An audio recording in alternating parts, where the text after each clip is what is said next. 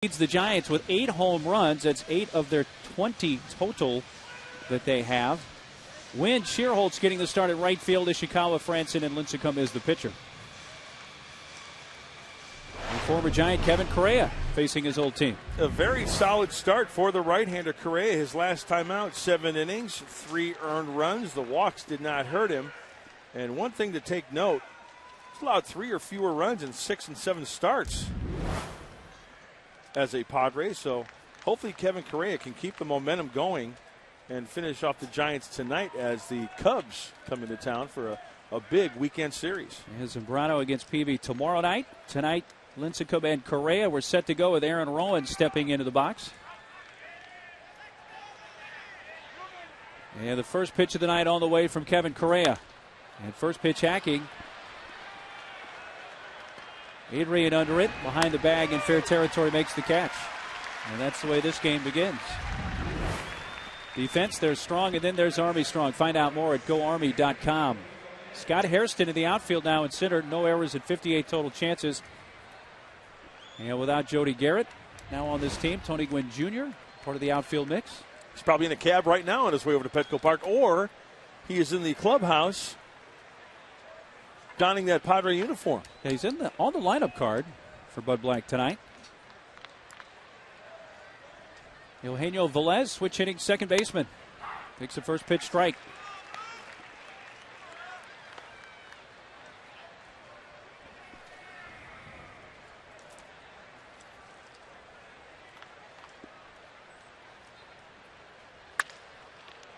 In at third, Kuzminov at the edge of the grass. Fields and throws him out. The guarding against the bunt had Kuz in. He was able to react, field, and throw out Velez. 2 away in the first. Kuz, Velcro man. Anything hit his way sticks right to him, or at least keep it in front of you.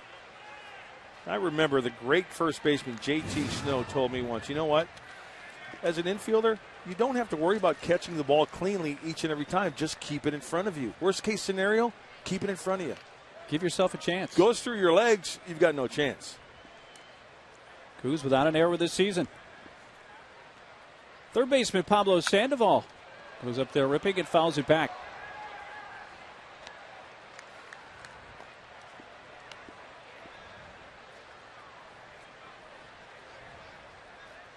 Just got word that Tony Gwynn Jr. arrived in the Padres clubhouse at 6:57, so he's been at the ballpark for less than 10 minutes.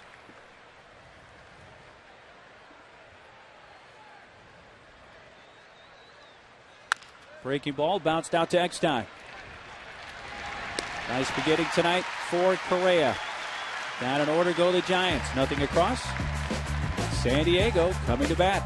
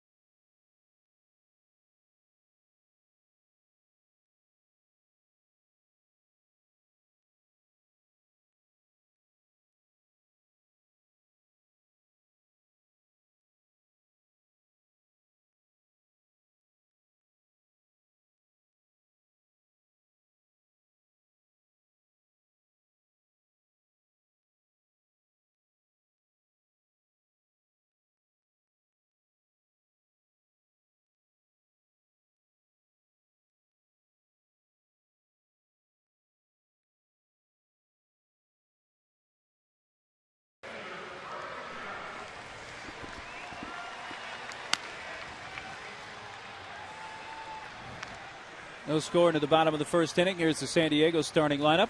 Brian Giles leading off in right field. Then Eckstein, Hairston in center field. Adrian Gonzalez, the cleanup batter. Then Chase Headley. Kevin Kuzminoff, .381 average in his last 5 games and had the game-winning home run last night.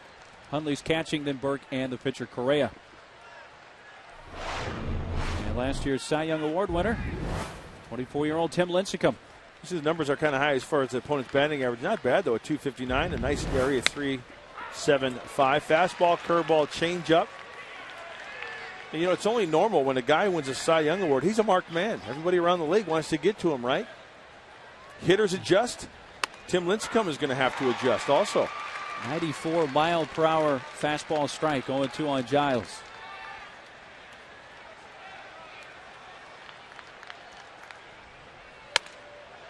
And rides high, a ball and 2 strikes. Lincecum will turn 25 on June 15th.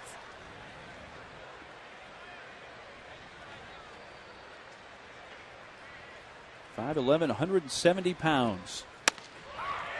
And he gets Giles looking. Strikeout number 67 on the year for Lincecum. Ball looked like it had a little tail at the last second. Looks like a 2-seamer. You can see the rotation. And that's exactly what Benjamin Molina's glove was.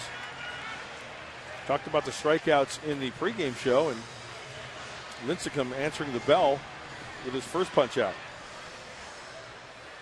And here's one of the hardest guys in the National League to strike out, David Eckstein.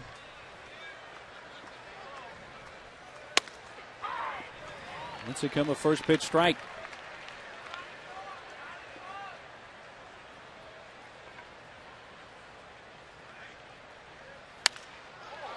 Quickly 0-2.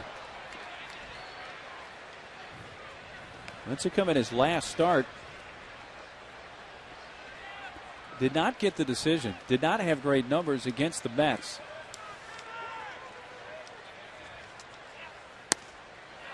That is inside. He gave up 5 runs, 10 hits in 6 innings to New York. That was in San Francisco. But he has won his last 3 decisions in a row. Just off the outside corner. His only loss came here in San Diego on April 12th, his second start of the year. What also is nice is we take a look at this last pitch off the plate, just a tad.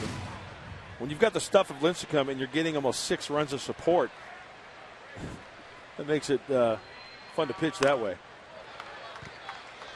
Isn't it strange how that works out? You've got a guy like Zito and Sanchez who pitched in this series for San Francisco who have had all kinds of problems getting run support from their offense.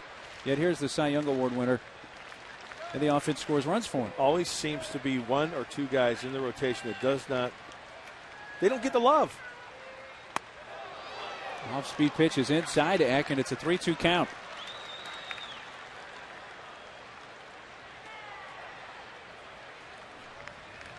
And nearly 6 runs of support per game for Lincecum. Chopped out to the second baseman, Velez. He charges and throws and drop. Ishikawa unable to hang on as that one came in about belt high.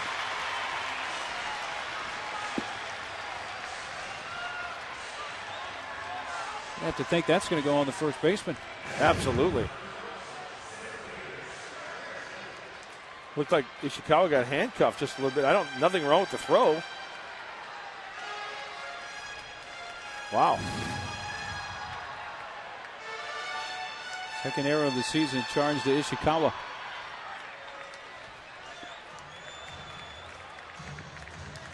Well, puts Eckstein on with 1 out for center fielder Scott Hairston.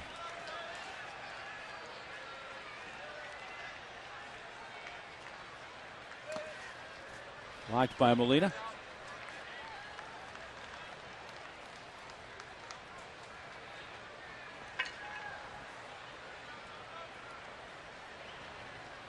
.343 average. He did lose a 10-game hitting streak last night, going 0 for 3 with a walk. But the on-base percentage, you see, over 400, coming in at .407.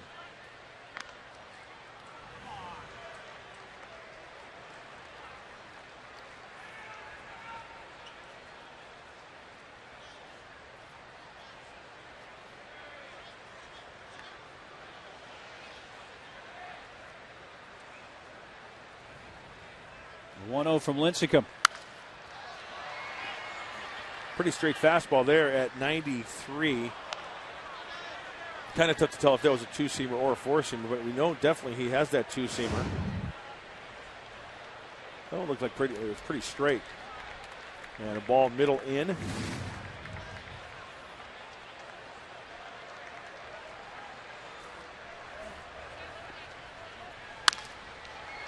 Hairston sends it down the right field side. Long run, Shearholt's coming towards the line and out of room.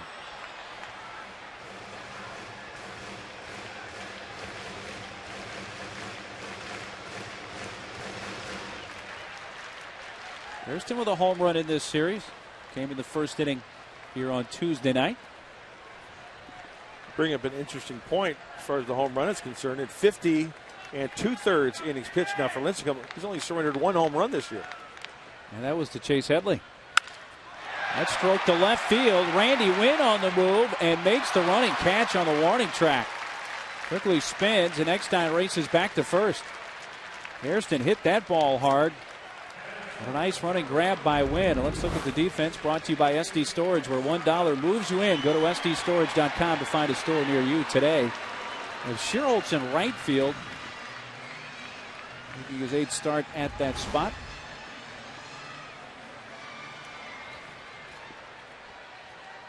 Wynn, who was in right field first 2 games of this series, shifting over to left tonight.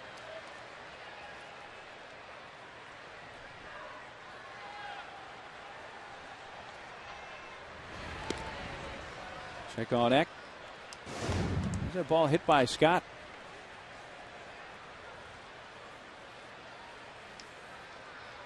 He went out and got that one. Still had a little bit of hair on that ball out to the outfield. Henry rolls it softly to Ishikawa. An error and a man left on. At the end of an inning, no score.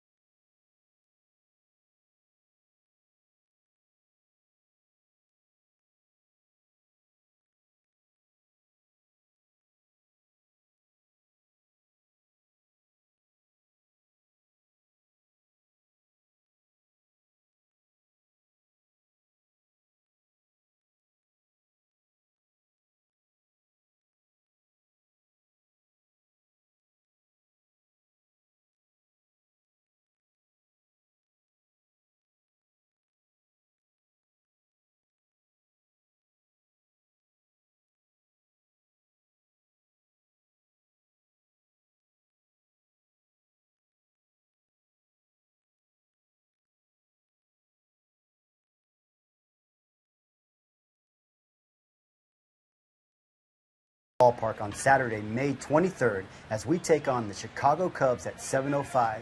Get there early for the 1984 NL Championship celebration and take home a Padres t-shirt. Don't miss the 25th anniversary of the 84 NL champions. Plus, all fans receive a free Padres t-shirt presented by San Diego County Toyota dealers. And get there early.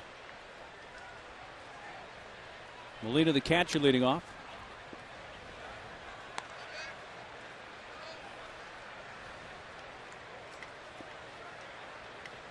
.287 average, 8 homers, 30 RBIs, which has him tied for 8th most in the National League.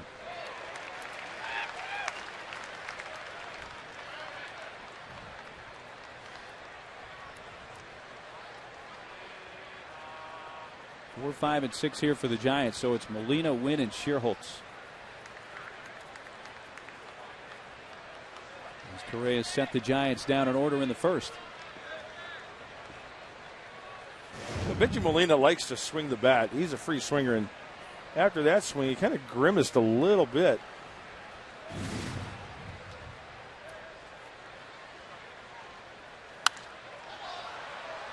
Foul to take it to 1-2. Yeah, he's kind of stretching like back, something like that. Lower back, maybe.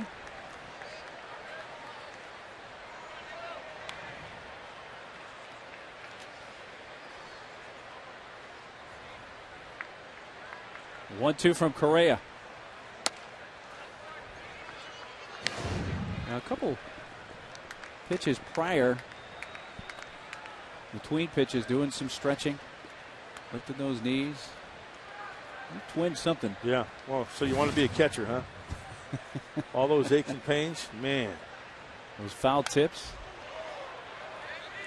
Seriously, I remember when Mike Piazza was here as a Padre, and he had caught more than, I don't know what it was in his career. It was a ridiculous amount, right? And I'm like, if there's one thing I could experience, like just to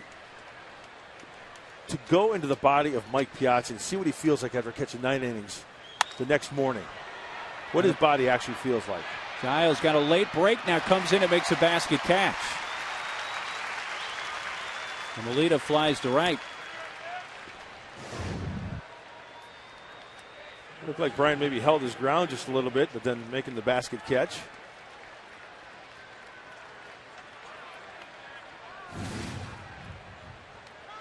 One away in the top of the second. Speaking of catching, Bruce Bochy, who in some shape or form has been a part of all the Padre playoff teams in their history. He's a player manager.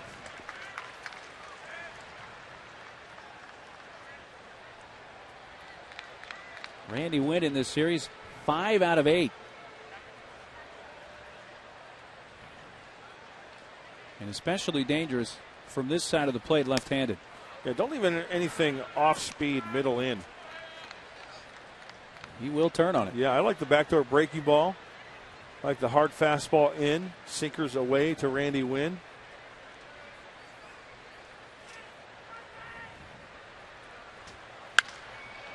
Keep it out there, fouls it away left side. Randy Wynn, one of those rare guys that was involved in a trade for a manager. Oh, that's right. Was that the Lou Piniella deal? That was the Lou Piniella deal, yeah. Where Tampa Bay and Seattle. That's right. He went to Seattle, and the Rays got Lou Piniella from the Mariners. That's the first strikeout for Correa. So Wynn has been a very tough out in this series. Fans for out number 2. Mentioned fastballs in. That one is in. You can see him try to bring his hands in, but it is elevated. Does a nice job of tying him up.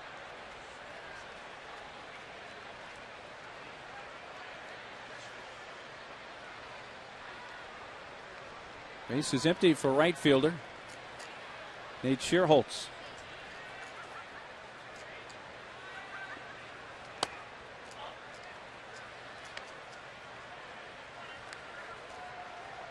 First start of the series for Shearholtz, who pinch hit in the 7th inning of last night's game and flied out. On the ground behind the bag, and Adrian escorts it, 3 unassisted. 6 up, 6 down against Correa. It'll be Headley, Kuz, and Hundley when we come back to Petco Park.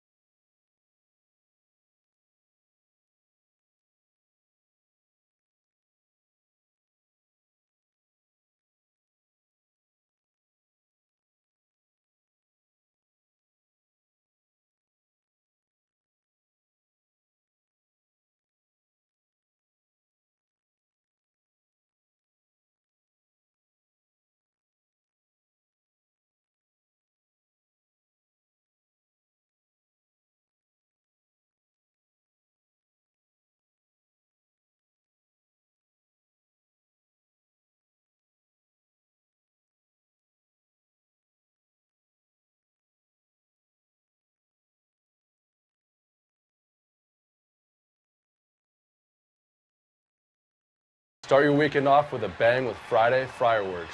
Enjoy a spectacular fireworks show following every Friday home game.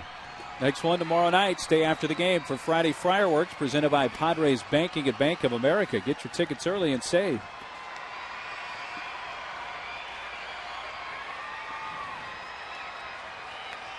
Chase Headley has hit the only home run this year allowed by Tim Lincecum. Not back on April 12th.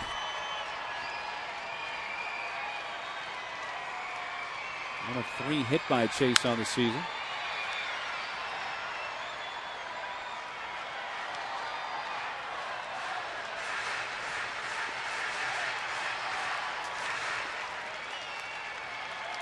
Lincecum only allowed 3 earned runs to the Padres all of last season. He gave that up in 1 outing on April 12th this year.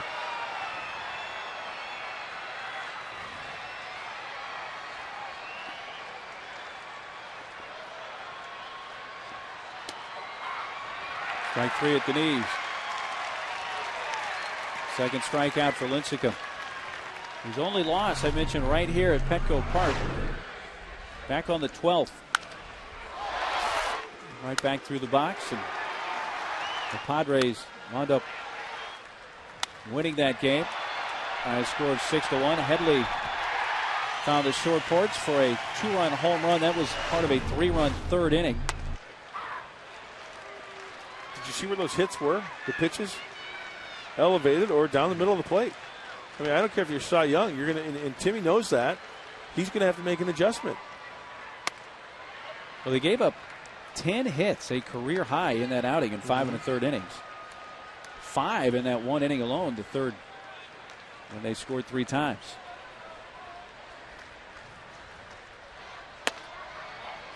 You know, the one thing that I really like about Lincecum is that the one thing last year, at his age and with his stuff, he pitched last year. He just didn't throw. He pitched. He's got that curveball. He located his fastball, and then he threw that changeup. 23 years old at the time, right? He's 24 now. When you throw a changeup behind in the count at that age, at the big league level, I mean, that's nasty. 3-1 pulled foul. And then if you really want to chuckle, just go to Giants Media Guide and look at his minor league numbers. Yeah, he never lost in the minor leagues. Undefeated. In 373 plus innings, he struck out 415.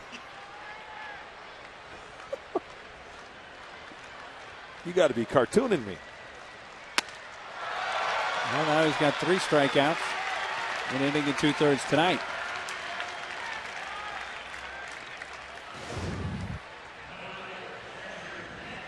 That looked like, wow, did that have some funky rotation on it? It made it look like a, you know, my first initial reaction was it was like a little cutter or something because it kind of moved away a little bit. Then I saw the rotation. It looked like a 2-seam. Maybe he just worked around a 2-seam fastball. He's fanned the first 2 here in the second. Now works to Hundley and gets 95 by him at the knees.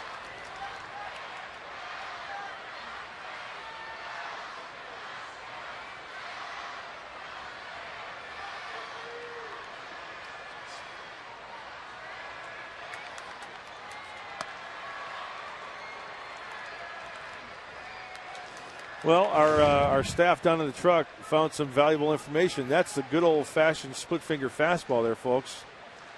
And you can see the funky rotation. That's the funky rotation I was talking about. That ball had a little bit of cut to it because it doesn't come out one true way.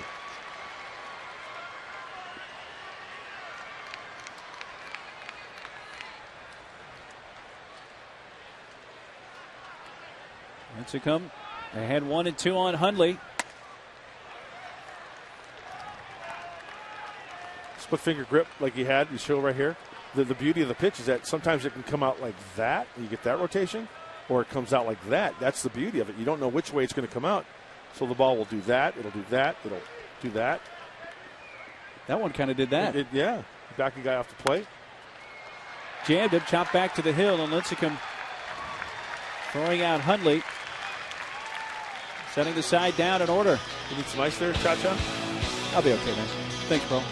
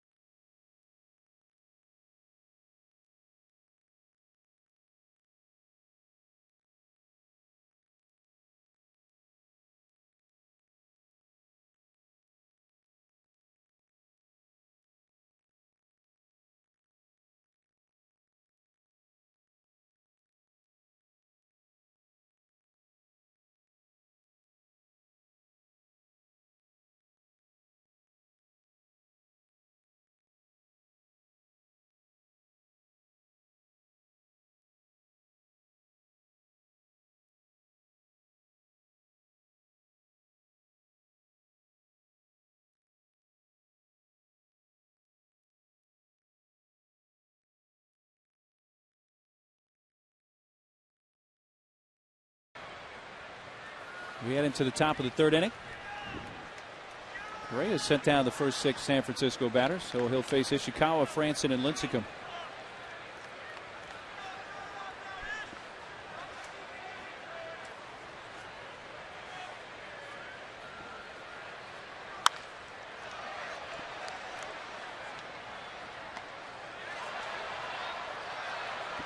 Ishikawa last night 0 for 2 with a couple of walks. Making back-to-back starts.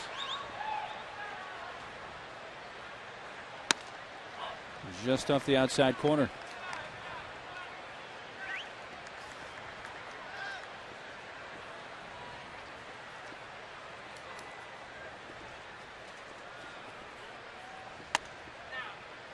A little bit high, 2-1.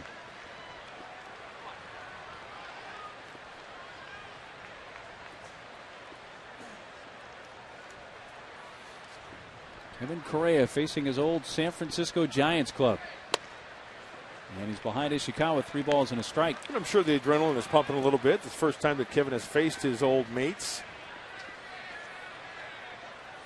Sometimes you have a tendency to press a little bit, and then that goes into overthrowing just a tad. But remember, the last couple starts, that's been the one positive for Kevin, not overthrowing. Who's near the stands? 4 or 5 rows back, though.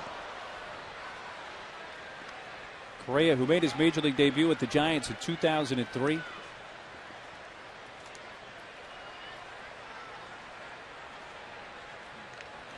Primarily a starting pitcher last year for the Giants. 19 starts, 25 appearances, a 3-8 record.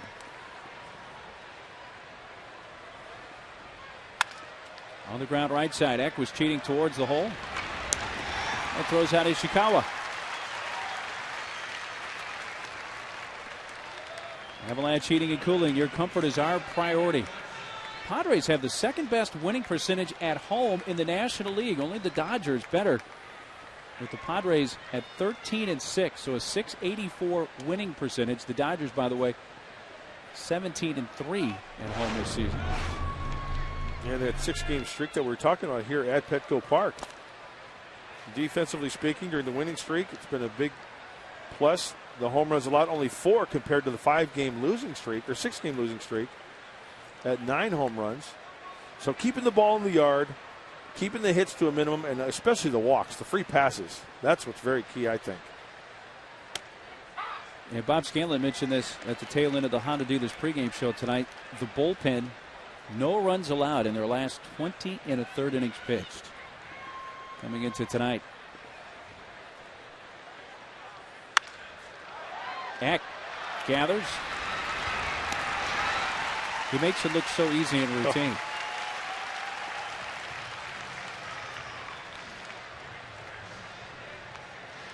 Well, Eckstein last night had the play of the game defensively. If he doesn't make this play, it's a 2-2 game. And we're still playing probably. We're into like the 48th inning. We'll definitely hang a star on that one. That would have scored Aaron Rowan, but he robbed Sandoval for the final out of the 7th last night.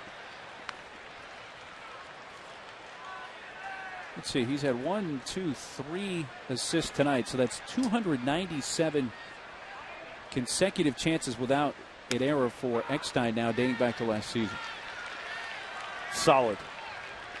Doesn't surprise me.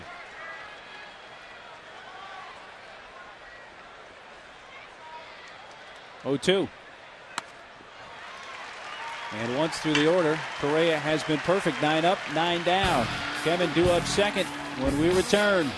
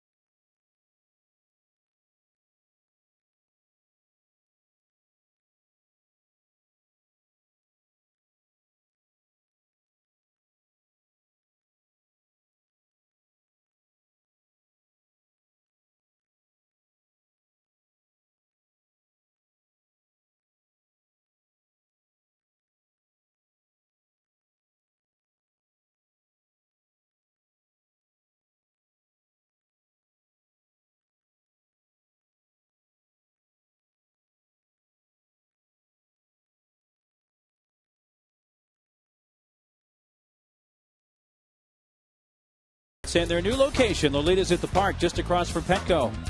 By MTS. Save gas, save money. Ride MTS to Petco Park. For more information, log on to www.sdmts.com. And by Ron Baker Chevrolet, your home for the Silverado Superstore. Just a few moments ago, there's Tony Gwynn Jr. and Bud Black saying, hey, welcome home. It's a nice shot, huh? Getting some encouragement from the skipper. And Tony Gwynn back at Petco Park as a Padre. That's awesome.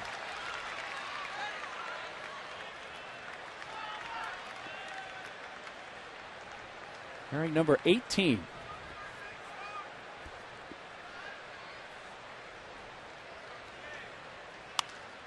Burke fouls it back.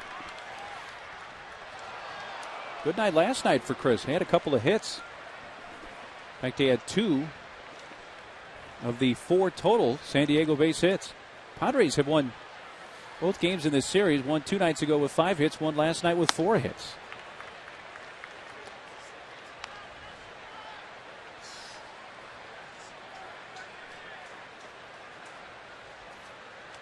A 1-2 from Lincecum.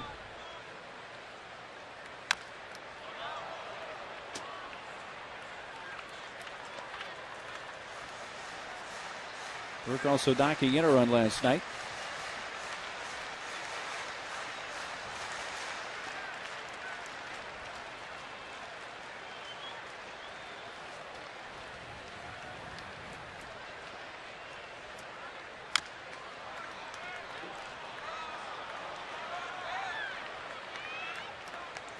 Black's Padres have not had a 7-game winning streak since September of 2007. Right, for win number 7 in a row tonight. Off Lincecum. Slowed down, and Franson unable to throw him out as a result of that. I think at times when pitchers throw changeups, it throws the hitter off. I think that was a changeup off the bat, and Lincecum thought it was hit harder than it really was. So let's take a look.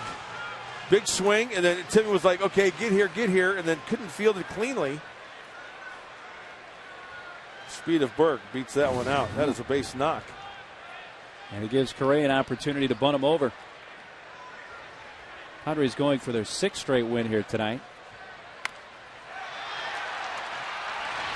Correa's been so effective. That's his 6th sacrifice bunt of the season.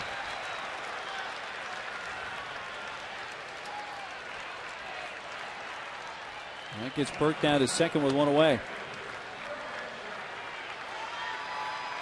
A comparison brought to you by Marvin K. Brown, San Diego's newest Mitsubishi dealer. And after 242 career at-bats, only 9 behind Dad. That's a good little nugget, fun little nugget there.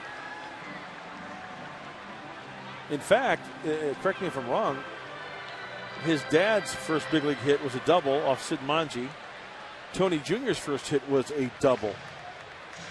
Obviously not off Sid Manji. It'd be one heck of a career. But dad and son, first big league knocks. Doubles.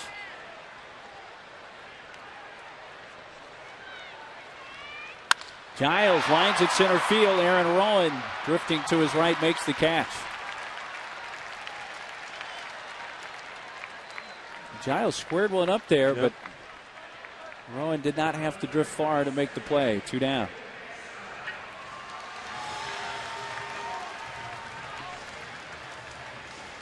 Well, when your dad has a statue on the stadium grounds, there certainly is a legacy.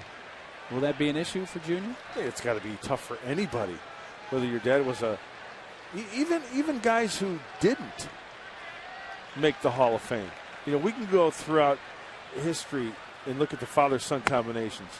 You know, the Boones, the Schofields, the Bells. Even a Giants fan there getting his picture taken with Mr. Padre. There's got to be a little bit of added pressure there. This is a tough game as it is already at the big league level. And then they have a name like Gwynn. There's a steal of 3rd for Burke. We're at this ballpark on Tony Gwynn Drive.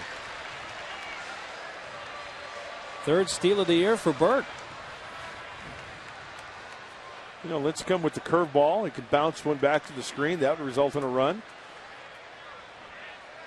Eckstein tough to punch out. Maybe can serve one over the infielders' heads.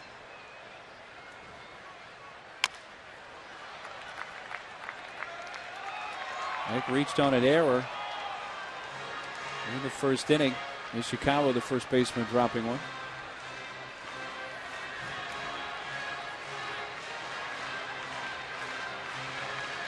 I know somebody who's probably pretty happy tonight in Fort Worth, Texas, about what's come down today. That's Tony Gwynn. Oh, yeah. His dad.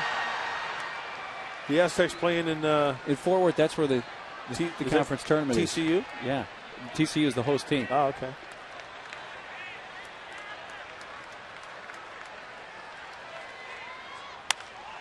Little flare out into left center, and Eckstein drives in the game's first run. Burt crosses the plate, 1-0 Padres.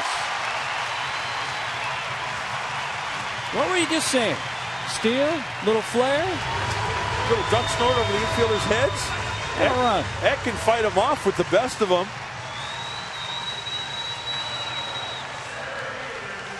For Eckstein, his 11th run batted into the season. See where the pitch is. It's an elevated, it looked like maybe a split finger. It didn't have that big looping break like a curveball. And we've seen the split finger before. And everybody up in the dugout, yeah, high fives all the way around. You get used to that.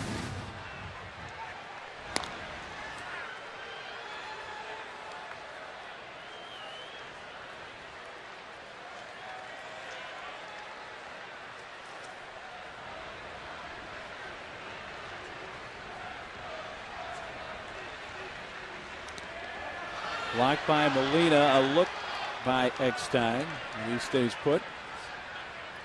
Molina was able to get enough of it to keep it near home plate. And I don't know if Molina knew exactly where it was after getting a glove on it. He did a complete 360.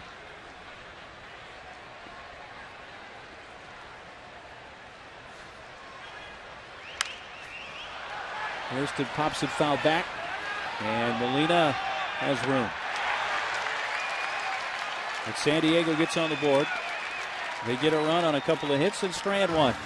Eckstein driving in the game's first. 1-0 San Diego.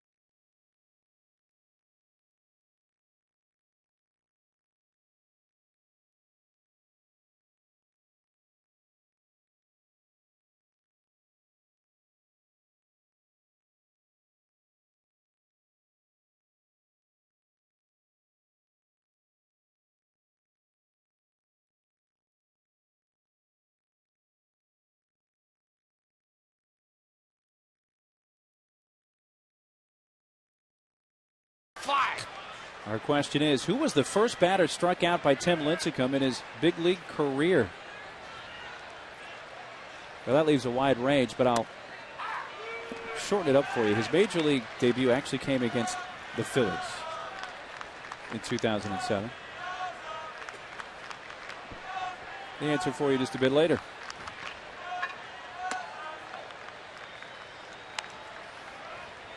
In fact, he struck out the side in the first inning of his first game. Aaron Rowan was playing for the Phillies at the time and struck out, but was not the first guy to strike out, so he's not the answer. So we haven't given it away.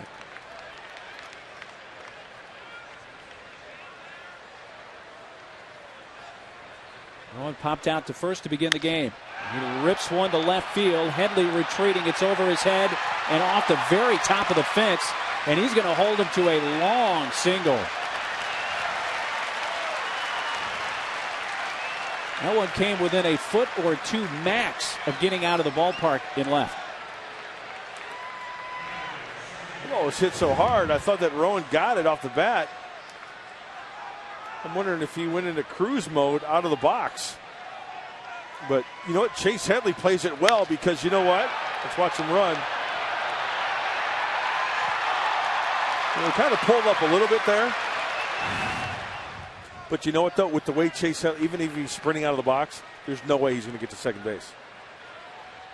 And Chase got a good bounce right off the fence. And that's the right way to play it because if he goes back for that ball bounces all the way back towards the infield, and then Rowan is on second base.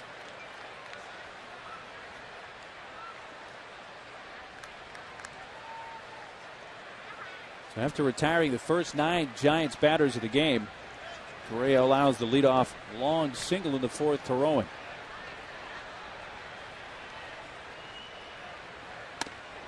Strike to Velez.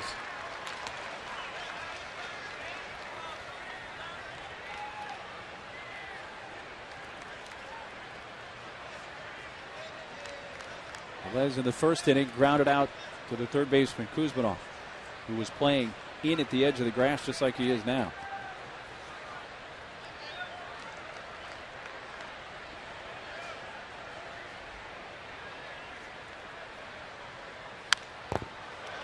Straight back, foul.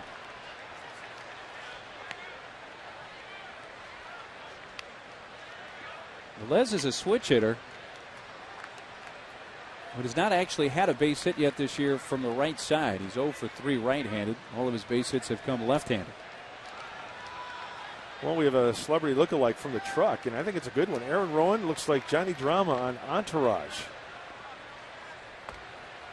That lookalike is from John Zapola, one of our camera guys, a fine cameraman at that. Give me a Z, Z. Word. He's the best.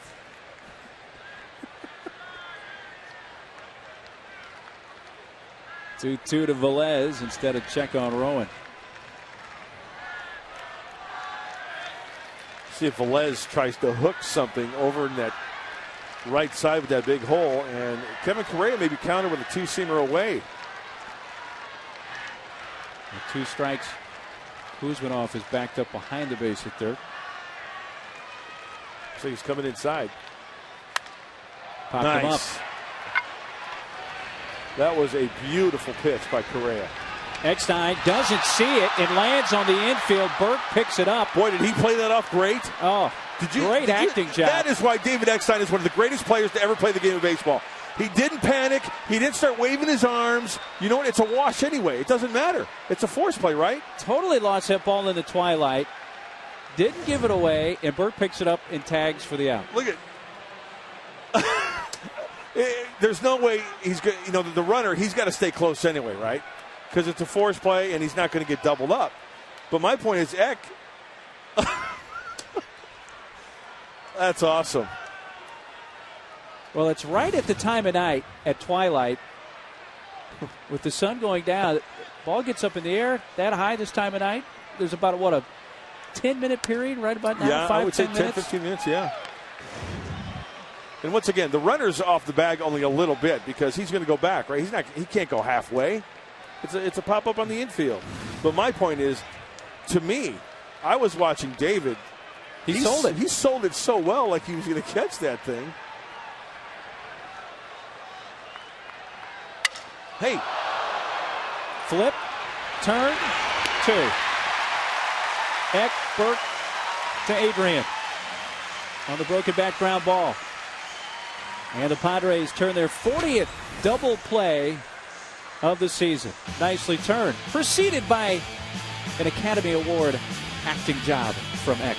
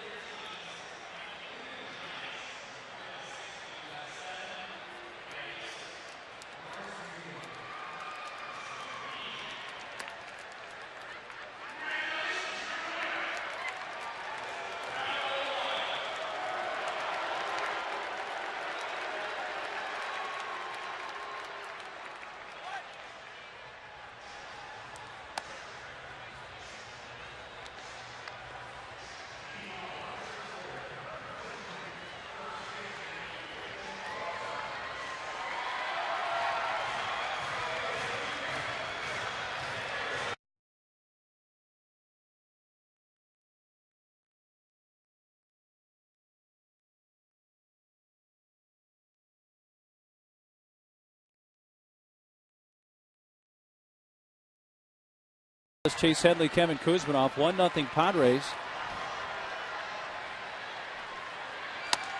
Adrian looking to snap an 0 for 17 string right here. Rounded out to first, his first time up.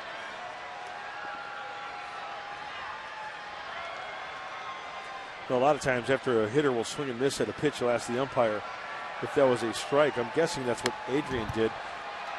First pitch was a ball, and that second pitch was certainly a ball also. This game of baseball is tough. So when you're in a little bit of a slump, I don't care who you are, you're gonna swing early and swing at some pitches that aren't around the zone, or aren't in the zone, I should say. Got him to chase there. And a 4th strikeout for Lincecum. Speaking of strikeouts for Lincecum, let's answer our Aflac trivia question. And the question, who was the first batter struck out by Tim Lincecum in his big league career? He made his debut in 07 against the Phillies. And the answer, Chase Utley. Big league debut for Lincecum May 6th of 07. In the first inning, actually struck out the side, getting Utley swinging. Also struck out Ryan Howard and Aaron Rowan. Gave up a 2-run home run to Shane Victorino, however, in that first inning.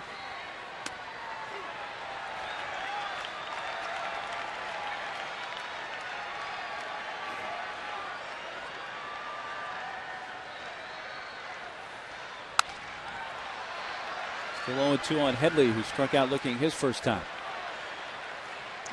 You know, for the frame that Tim Lincecum has, we're talking 5'11", 170. He utilizes each and every inch. Line to right, Shearholtz able to make the catch about waist high. He uses each inch of that body of his to utilize the best, and let's check it out. On the top is Sanchez, and on the bottom is Lincecum. You can see the long strides. Now, totally different types of pitchers. Obviously, one lefty, one righty. Sanchez is a lower 3/4 arm angle, but Lincecum right over the top. He's just trying to get in that sling position and just fire it forward like a catapult.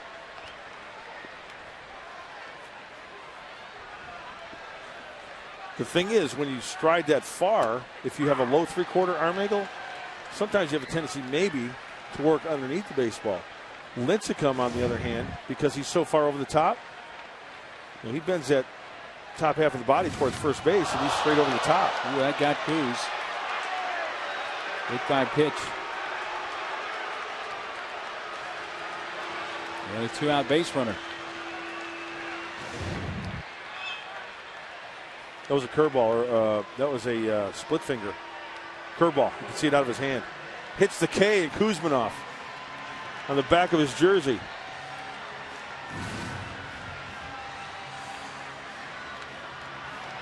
Did you notice it out of his hand?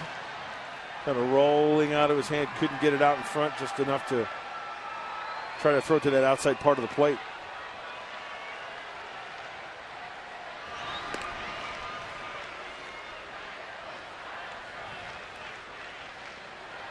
Another little nugget on Tim Lincecum. You know why he wears number 55?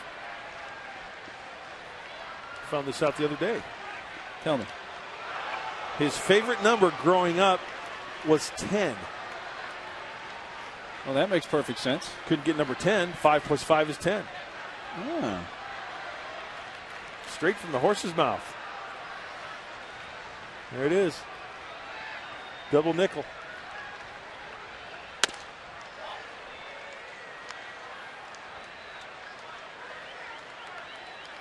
Oh, here Not we go. because you were wearing it, huh?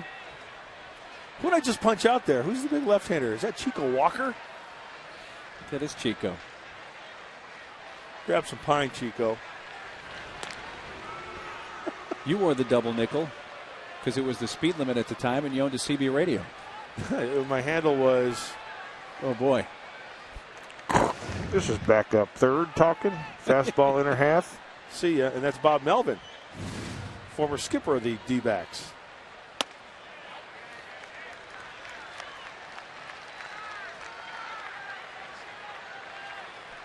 Nick bounced back to the mound in his first AB tonight.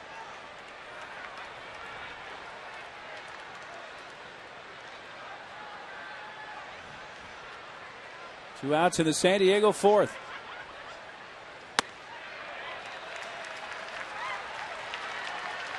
Three and 0. Lincecum is yet to walk a hitter tonight. He is at 60 pitches right on the nose.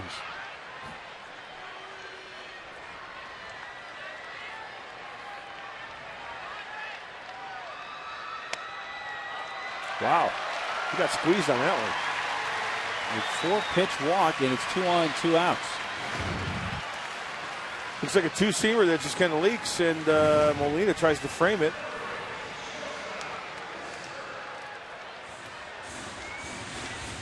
After getting the first two in the inning, a hit batsman and a walk, and 2 men on for Chris Burke. Well, Chris Burke has been in the middle of some Padre rallies here over the last few nights. Yeah, he had a 2-out double in the second inning last night. It's knocked in the first San Diego run. He's scored the only run of this game. And he also had a 2-out knock in the 7th inning. It was a single, but nobody scored.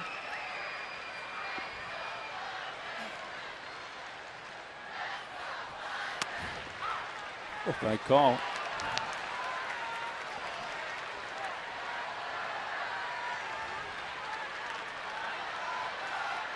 Padres have only scored a total of 5 runs in this series, though they are looking for the sweep here tonight. One of those 5 runs, 4 have scored with 2 outs. Padres have 3 solo homers in this series. One from Kuzmanov, Headley, and Hairston.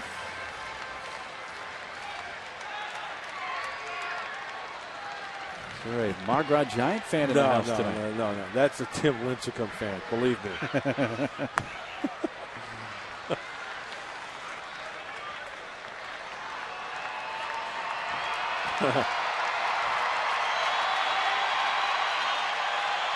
He's a good one.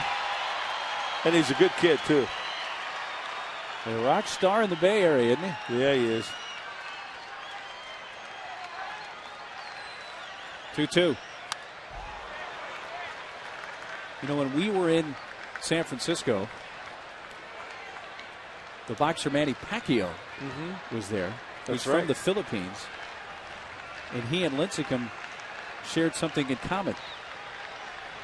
And that is that Lincecum also has a Filipino heritage. Really? Yes.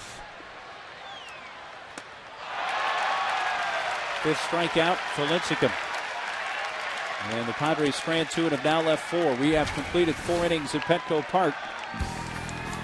Another low-scoring affair. 1-0 San Diego.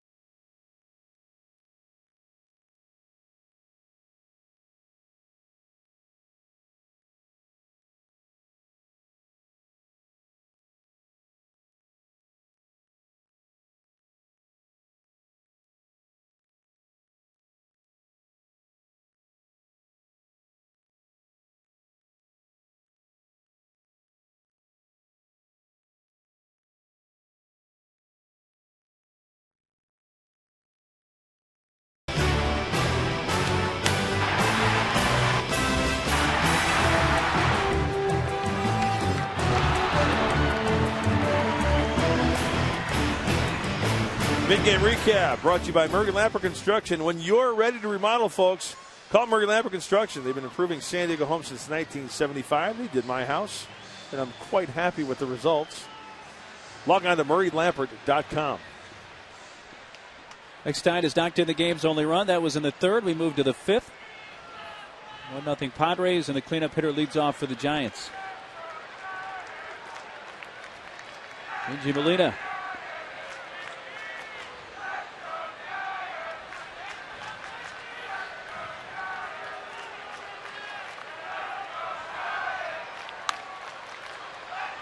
Molina win at Shearholtz. Correa has faced the minimum 12 hitters through 4 innings, thanks to a double play turn to win the 4th.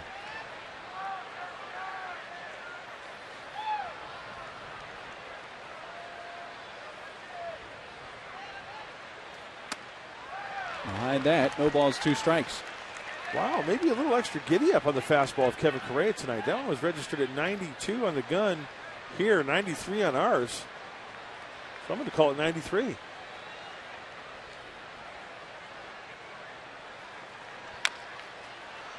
Little roller goes foul halfway up the line.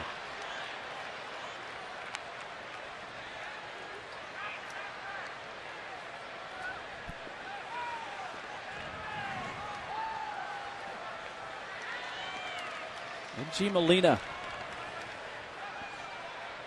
And the Molina brothers. Those 3 have had nice careers. Yes, they have.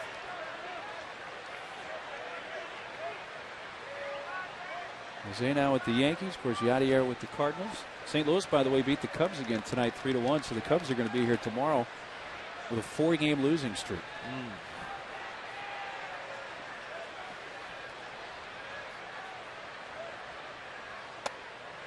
That's upstairs at 92 miles per hour. Benji Molina's won a couple of Gold Gloves. Back with the Angels in 02 and 03.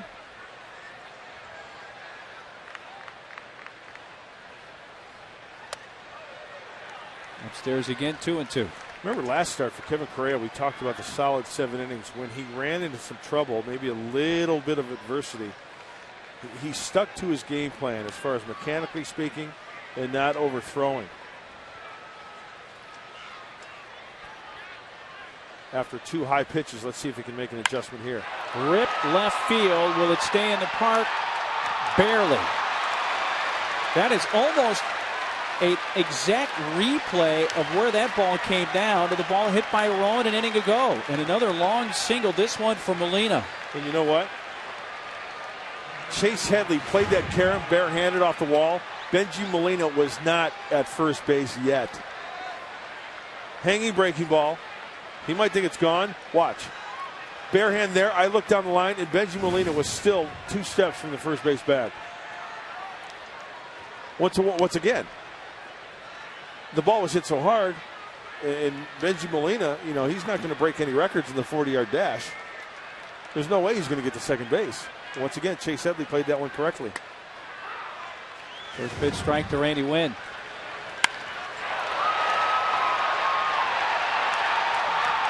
Molina missed his 9th home run of the season by about a foot.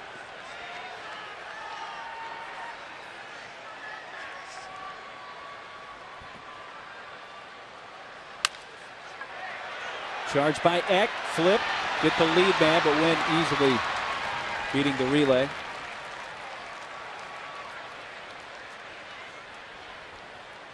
So now Wynn will run the bases. Well, let's take a closer look. Rowan, about 1.5 feet, 2 and feet. Molina. Wow. Those are about as close to hitting in the same spot as you're going to find.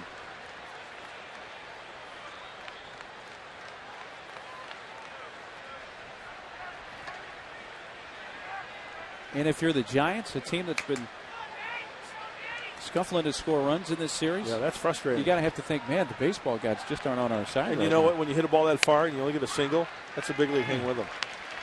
2 times.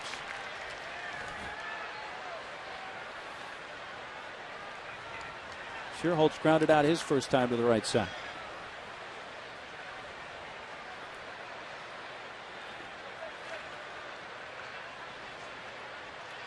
And the tying run at first.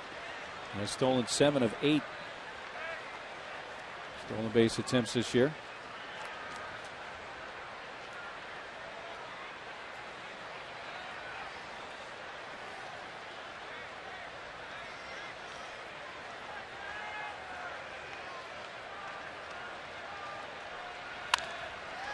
Floated in the air left side. Here comes Kuz near the stands, reaching and makes the catch.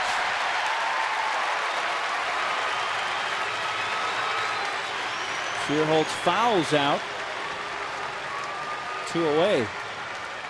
Maybe contend with a fan in the first row here too. Well, remember, if the ball is in the stands, they have, that ball is on the opposite side. And what in the Steve Bartman is going? Do I smell a goat? Anyway, great concentration on the. Nope, no goat. It's official. Anyway, great concentration on the part of Kevin Kuzminoff. Big out.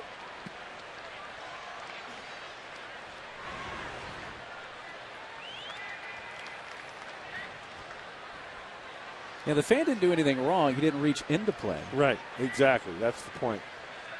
But if you're a Padre fan, you can do the home team a service by not getting in the way. That's grounded right to Adrian. A leadoff single off the wall turns into nothing once again for the Giants.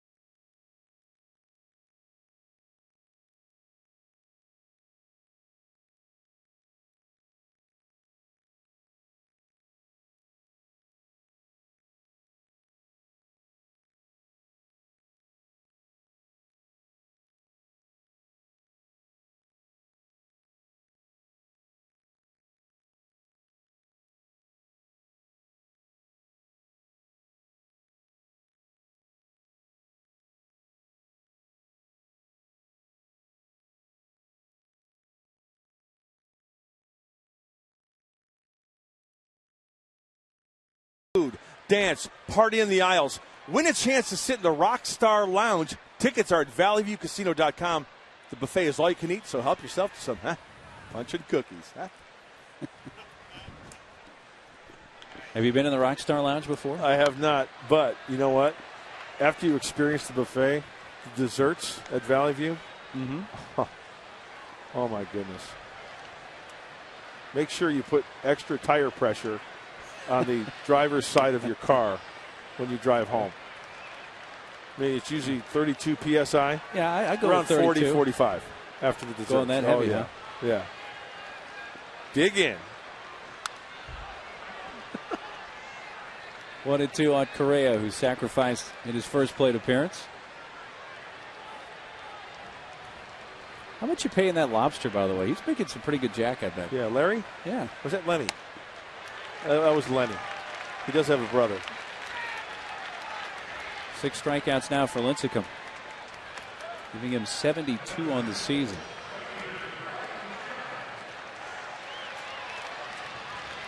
Back to the top of the order, and Brian Giles.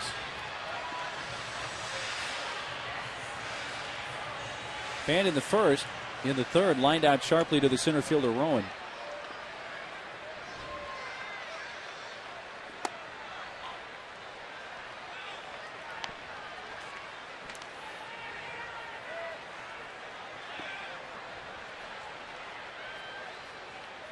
Oh, there's that combio we're talking about.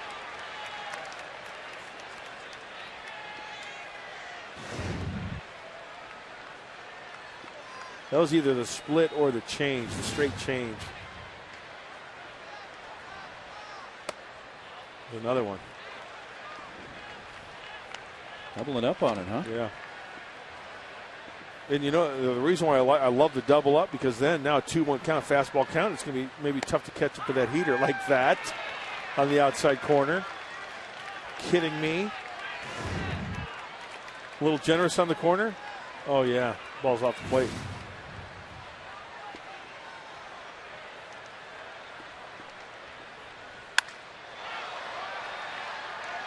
Count holds it 2-2. He got a 94-mile-per-hour fastball that time.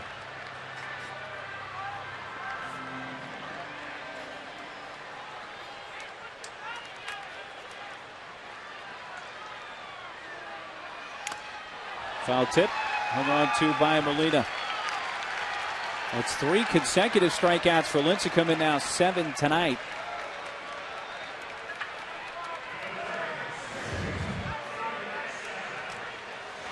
High changeup. I'm calling a splitter. I saw it out of the hand nicely there. Definitely a split finger. Which really can be a changeup. Absolutely. That's a great way to put it. And there's the grip. Stays on top of it nicely. I should say he doesn't work around it. Stays on top, fingers pointed towards the air, or towards the sky rather. Oh, breaking ball. Yeah. The Eck.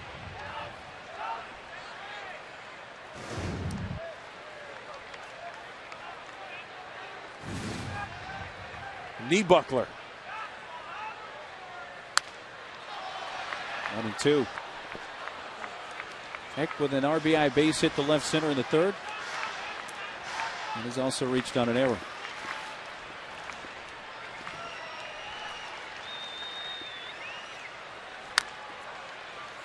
Well, you can see Eck just trying to play pepper.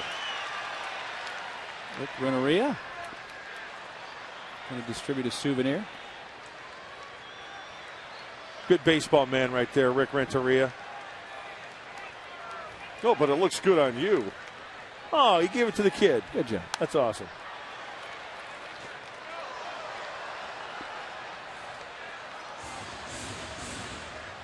Made that kid, didn't only make that kid's night, he made his week. Look at him admiring that baseball.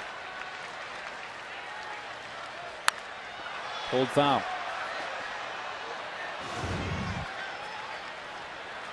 His buddy's like, hey, come on, give it to a kid. Yeah, there you go. That a way to go, Uncle Junior.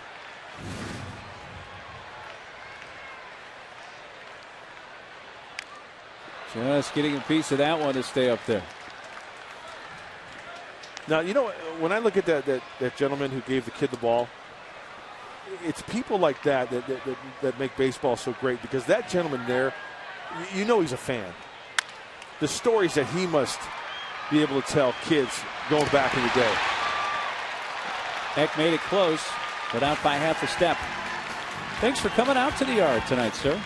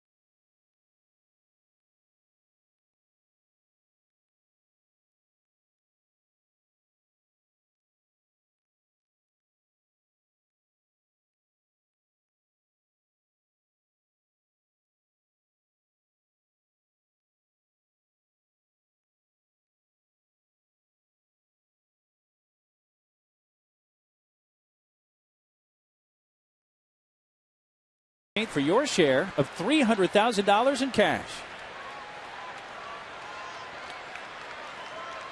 Top of the 6th inning.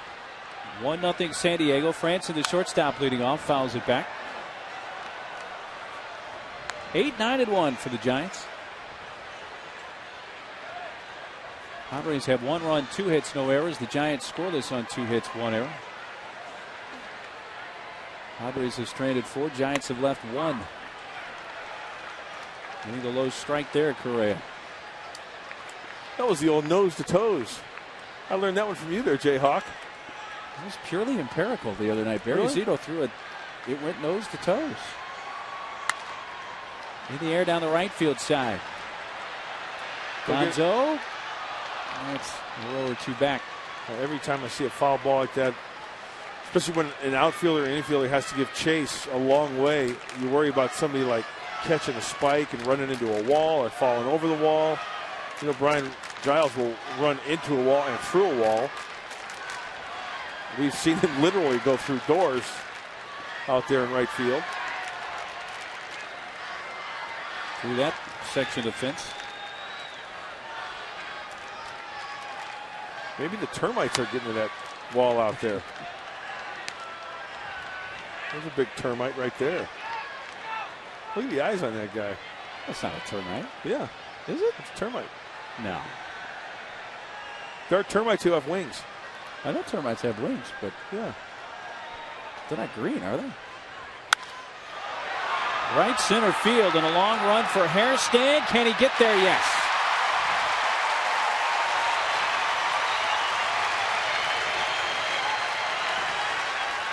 Out into deep right center. And Hairston taking extra bases away from Kevin Franson. You almost see Scotty almost kind of pull up just a tad and cradle that one in nicely.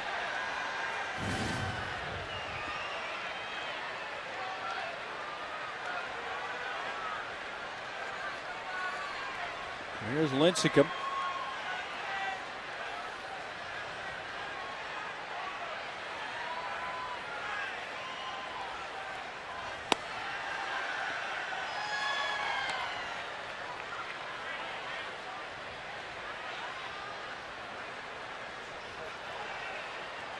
Lincecum a strikeout victim in the 3rd.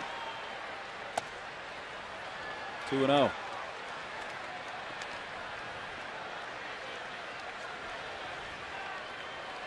Great ratio for Kevin Correa. He is staying within his game plan. Making some good quality pitches. You showed me the picture of a swarming termite, and that's what it looks like. Yeah. You know your termites. You know your wood infesting animals or insects, whatever they are. Home destroyers. 2-2. Well, termites can eat up some wood. Kevin Correa is eating up some wood, so he can call him part termite tonight. Nice. Chewing up the giant bats. The terminator. Nice. 2 outs. Time for our Home Depot defensive plays. I want you to look at both sides of the screen. On the left, the ball hit by Rowan. On the right, the ball hit by Molina. Watch the balls hit almost in identical spots. Look at same pad, outfield pad, about same location. And each time, the defensive play by Headley to hold them each to a single. Home Depot is doing more on defense play. Home Depot more saving, more doing. Nice job, Chase Headley. That's great. But how bizarre that. Very bizarre. Almost in the exact same spot. I mean, within inches. There's the 2 marks on the wall within. Well, tough to tell, to gauge there, but literally within inches of one another. You can see the indentations at each one left. One by Rowan his last time up. So he's 1 for 2 tonight.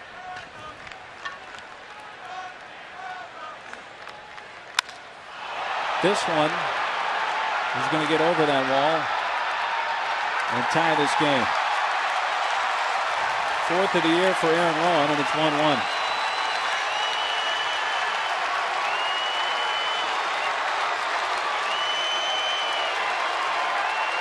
On a 2-0 pitch, he slugs one out. His 17th run batted in.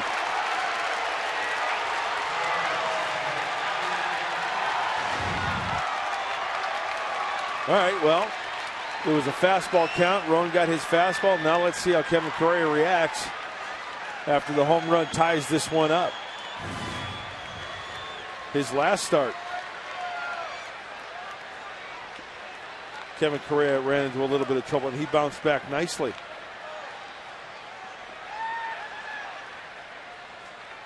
Velez up the middle, base hit.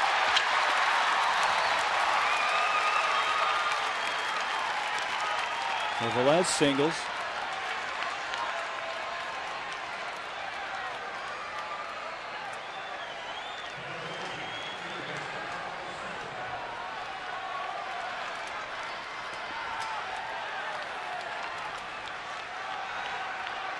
Go ahead, run on now for Pablo Sandoval.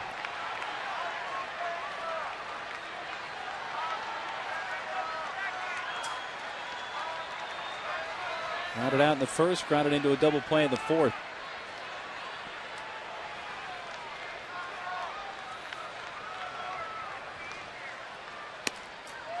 Ball 1 is outside.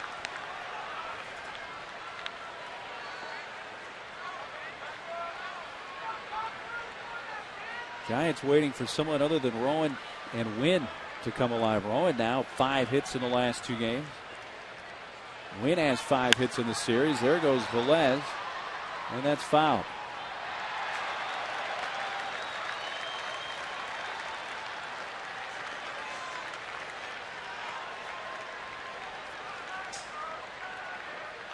Sandoval 0 for 9 in the series.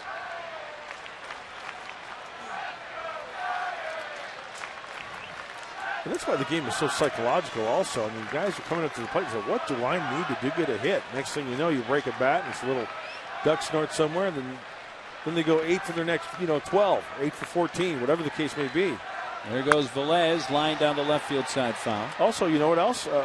Like a hit and run situation like that was there, where you force a guy to hit and run is on, you have to make contact, right? So really you don't have to think about it. You just see ball, hit ball. That might break a guy out of a little bit of a slump also. Sometimes you just get down to see ball, hit ball, don't you, if you're struggling?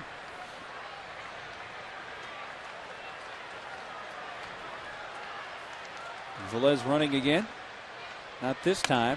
And a strikeout of Sandoval. But the solo shot from Rowan has tied it up.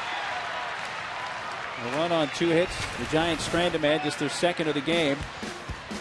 And the strikeout for Correa. We're tied up.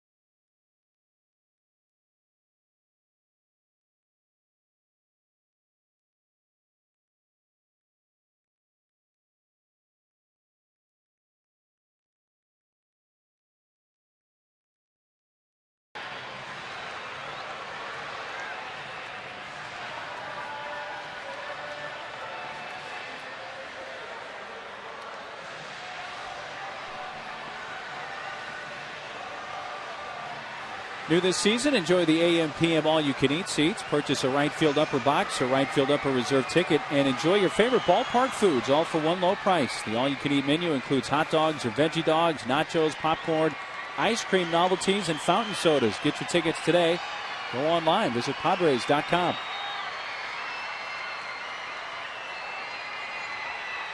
Three, 4, and 5 hitters for the Padres in the 6th. Now a 1-1 game, and Scott Hairston, the center fielder, leads off. Chops it to third. Gathered there by Sandoval. Low but out at first. 1 pitch, 1 gone.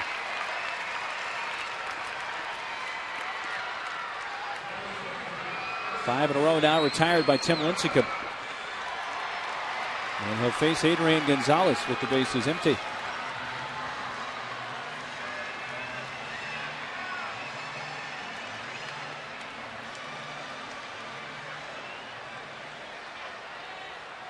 Adrian grounded to first in the first inning and fanned in the 4th. At the knees, strike 1.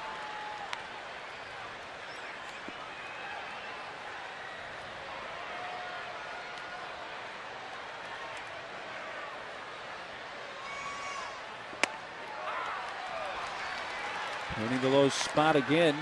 Adrian disagrees. 0-2. Pretty good pitch. Two-seamer riding back in.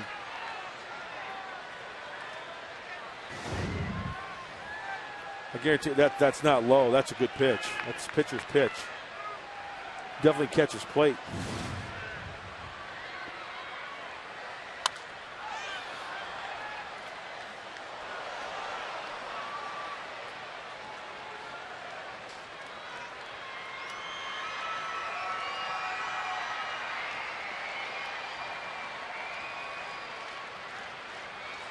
Giants tied it in the top of the inning on an Aaron Rowan home run.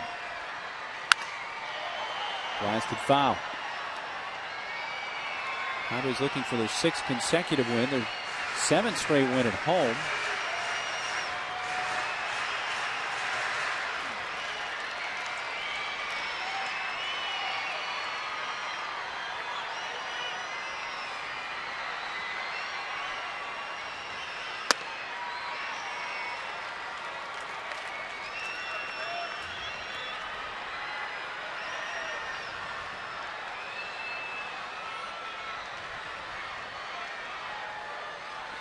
Be interesting to see if Lincecum throws Adrian a strike here.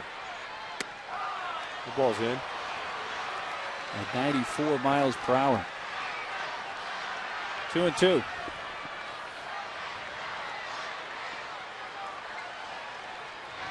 I'd like to see Adrian pepper one the other way. The left field. That one bounced up there in a full count.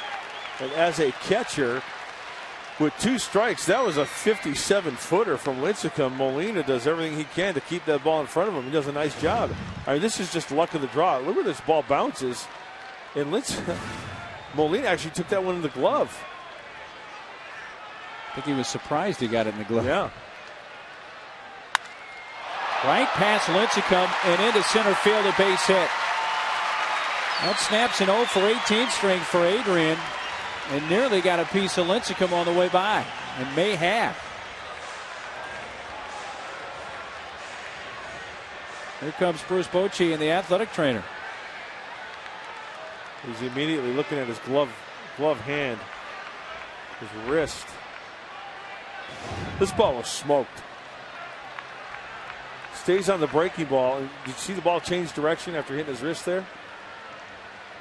And that got him pretty good.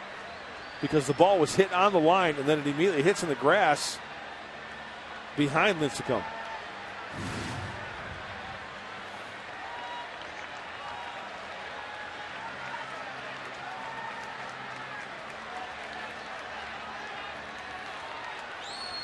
And they quickly disperse, so Lincecum will stay in and face Headley.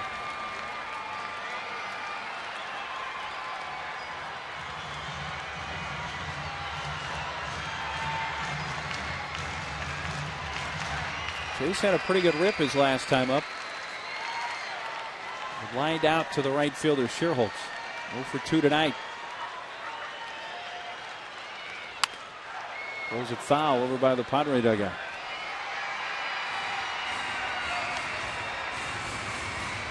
Glad you could join us tonight for Petco Park. Mark Neely and Mark Grant. Third and final game of the series with the Giants. Padres have the Cubs in town starting tomorrow night. Jake Peavy against Carlos Zambrano.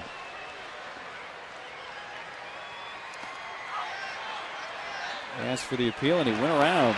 So Fielding Colbert at the third.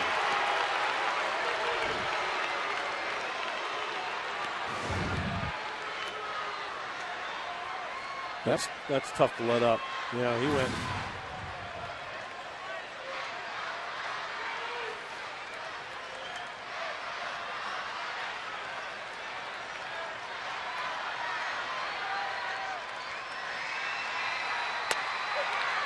Now looking. Now Lincecum has now fanned 8. Wow.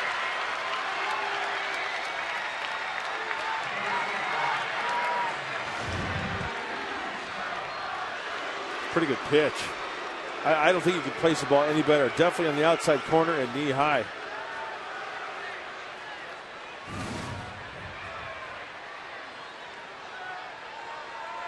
The 2 out for Kuzminov.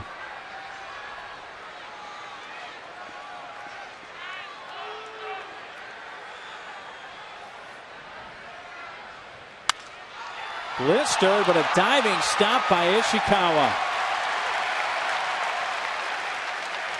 Kuz gets robbed by the Giants' first baseman. Padres get a hit by Adrian, but he's stranded. San Diego's now left 5.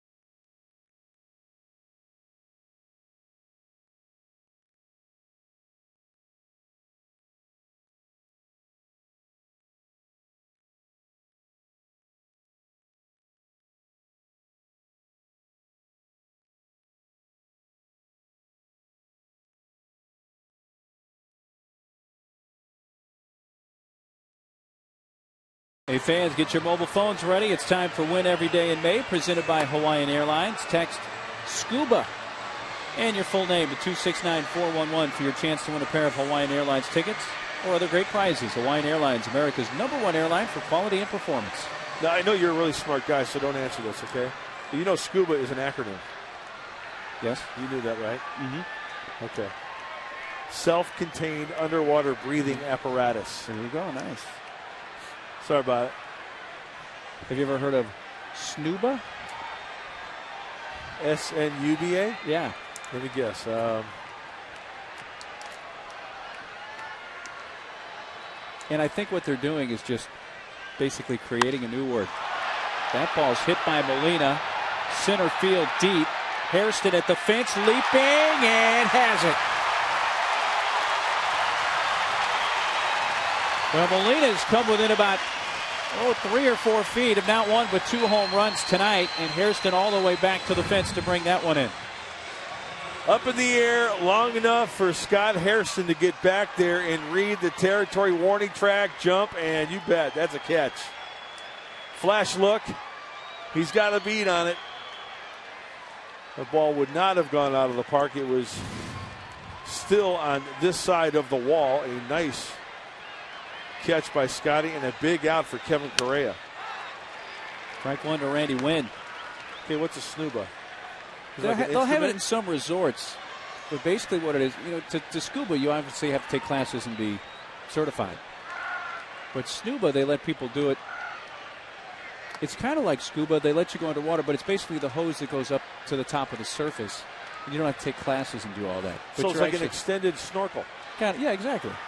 Like snorkeling but in scuba, but you don't have to be certified as a scuba diver.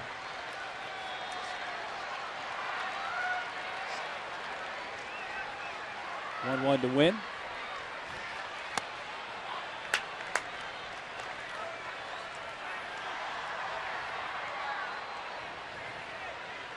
Now, if you can give me the acronym, there's Greg Burke up in the bullpen. Remember the 60s TV show The Man from U.N.C.L.E.? Oh, yeah. U.N.C.L.E. actually stood for. Yeah, I know, because it was U period N period C period L E. Yeah. He was recently in a movie, too. What was it? We were just watching it. Can't help you on that one. I can't remember.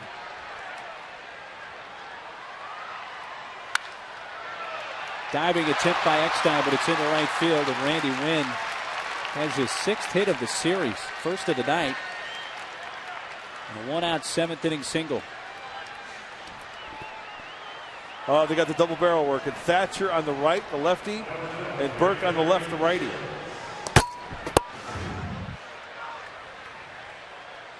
Well, David Eckstein tried to be the man from U.N.C.L.E. here, reaching into that bag of tricks and trying to come up with that one. He'll give you an effort, won't he? Came within about 8 inches of snagging that one. So here's Schierholtz.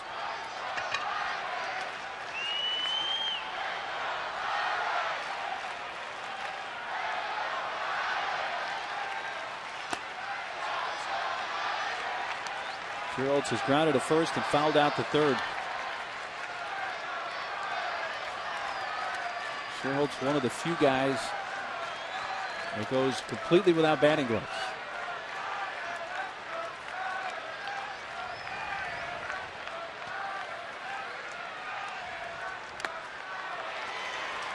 Foul tip.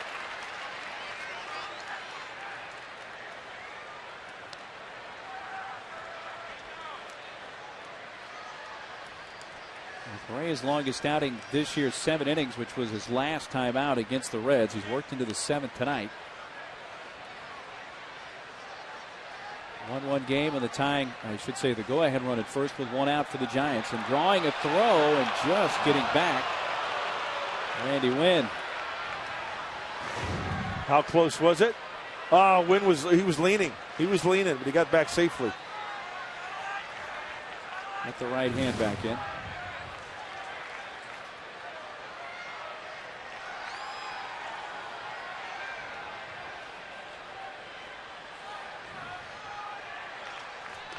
This time back standing up.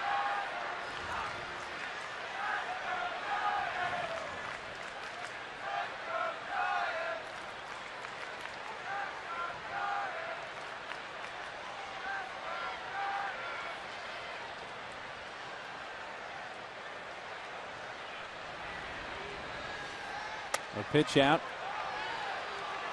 And Wynn was not on the move.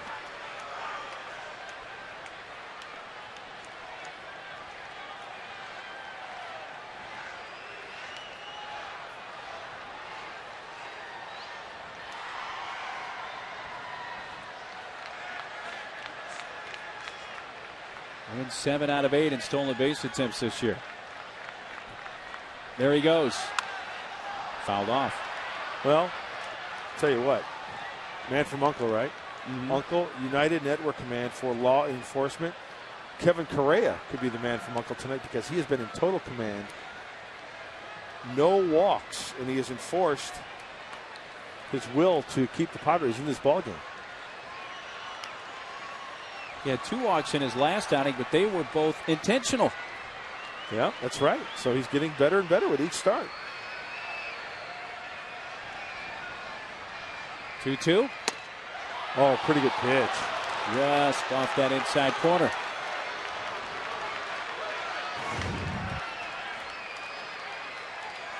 You know, Nick Hundley brought that ball back a little bit. There may have been a ball.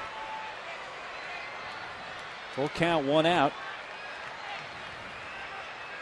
I think the chances are extremely good. You're going to see Randy Wynn on the move here. Yeah, that's hence the throw over to first base again.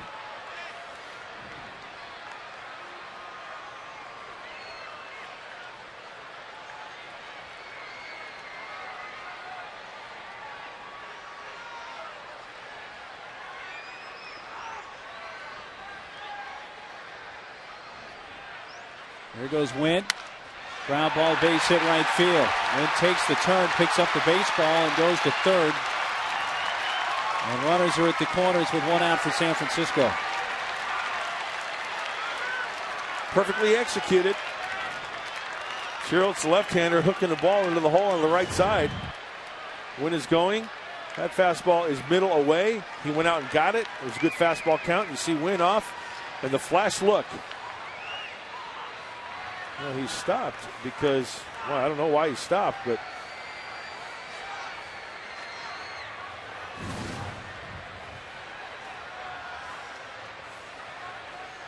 Bud Black out. Got a lefty Ishikawa scheduled.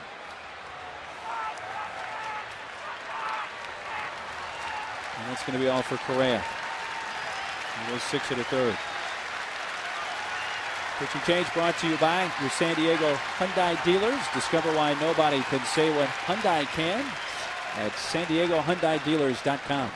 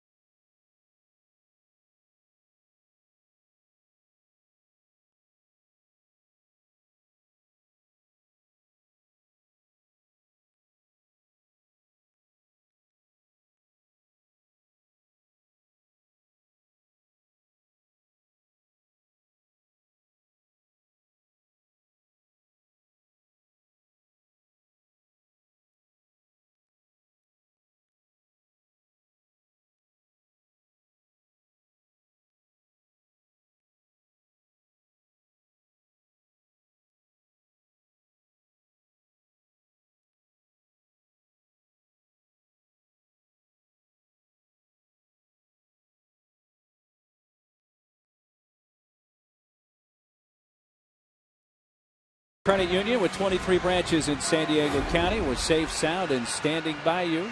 And into the game comes the lefty Joe Thatcher. Lefty on lefty, and that's Joe Thatcher's main objective here, to get that left-hander out there. The numbers are good at Portland, 214 opponent's batting average.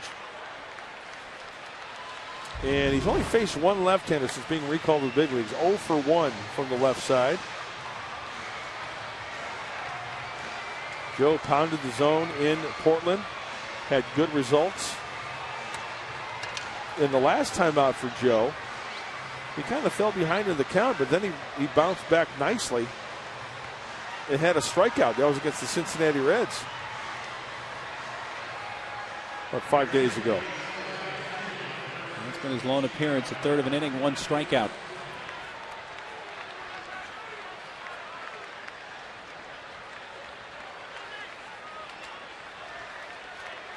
Ishikawa due up. They're going to counter, huh? Giants will pinch hit. Just up today, Jesus Guzman. He's a switch hitter, batting right-handed against Thatcher. He's called up from AAA Fresno today.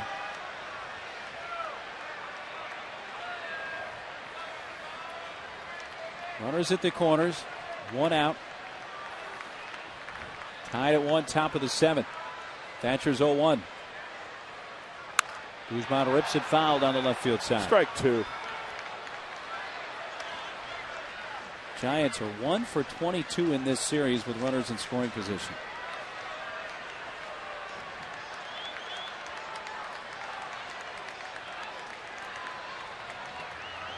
Guzman, a 24-year-old from Venezuela.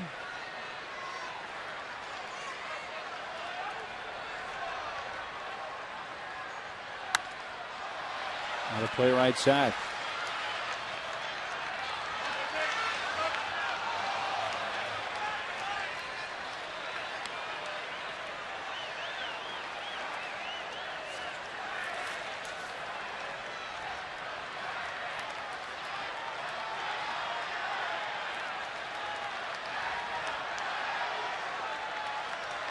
The 0-2 off the outside corner.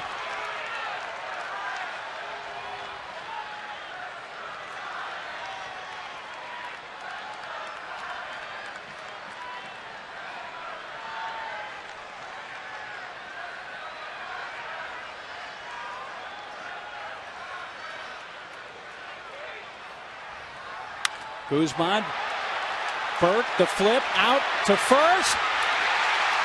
Double play ends the inning. Not sure how they turned it, but they did. That ball hit the mound behind second base. Burke got a hold of it. Got it to Eckstein, to Adrian. They nip Guzman and keep it a 1-1 game. It's time to stretch at Petco.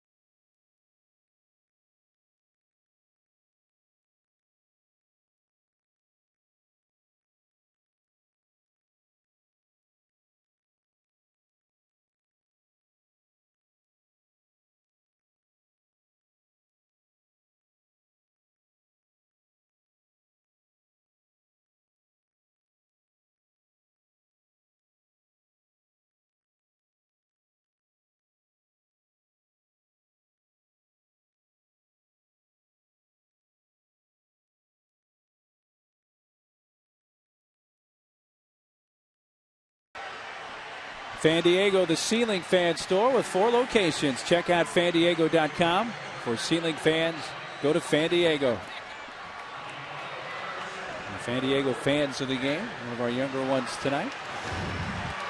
Take another look at the twin killing to win the top of the inning. Well, it's a short hop over to first base, and after further review, very close. Roberto Kelly wants to call, the first base coach. He wants safe. But as we take a look,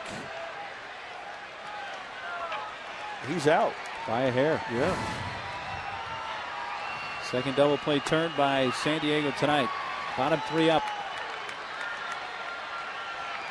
Guzman stays in the game at first base for the Giants.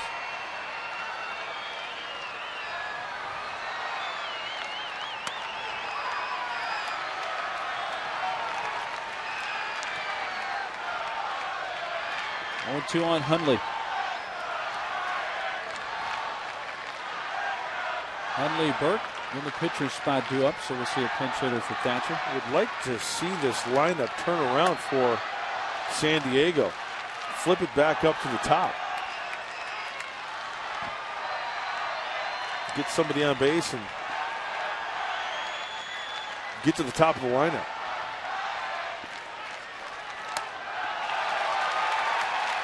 Nine punch-outs now for Lincecum.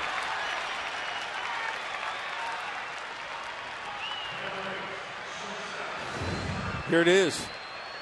See how far you can hit it up the ladder and out of the zone. You know, that's got to be tough to lay off.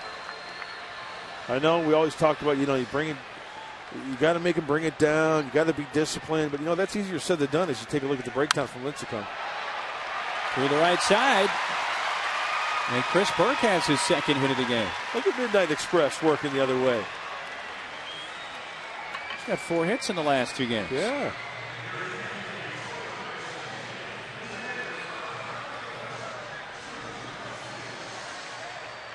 We're see us. The pinch hit here with Thatcher.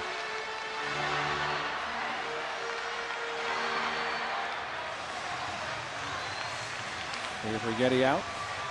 Lincecum over 100 pitches. You saw 103 now.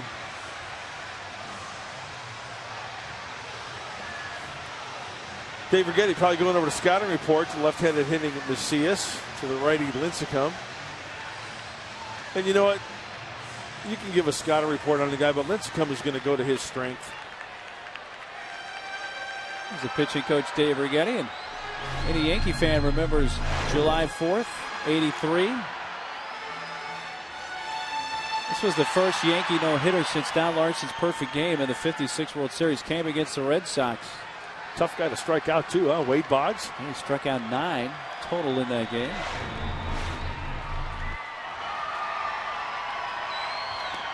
You see number 9 there going in for the group hug at the end. Greg Nettles, third baseman for the Pinstripers. Rag started, then he relieved. He had a great career, really, as both. Yep.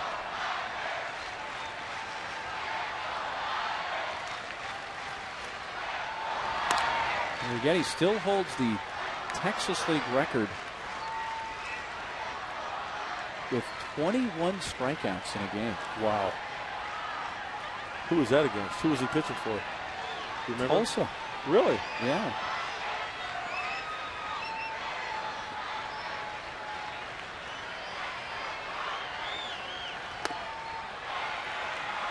Two balls, no strikes. Well, Macias working the count in his favor. Now let's see if he can get a Lincecum fastball and get that barrel of the bat out in front and square up on one.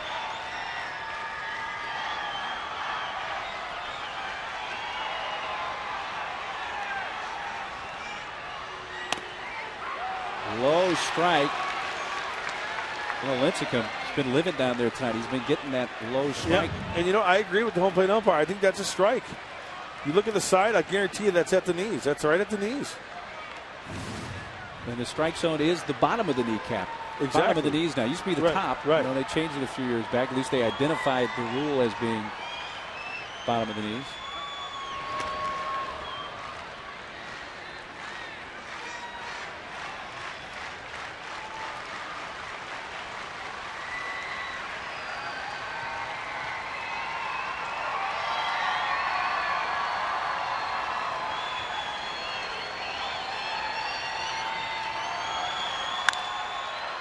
That's going to go foul down the left field side.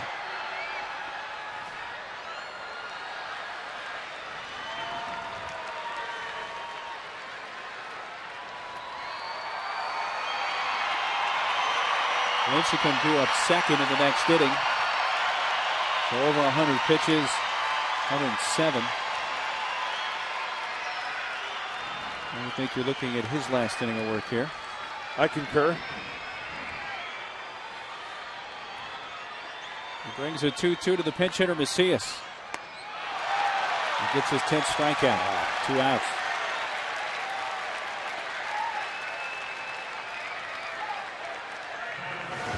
The bottom just drops out of this one. Off-speed pitch, split finger, tumbling action, funky rotation, and that's tough for Drew Macias coming off the bench and having to hit off a guy like Lincecum.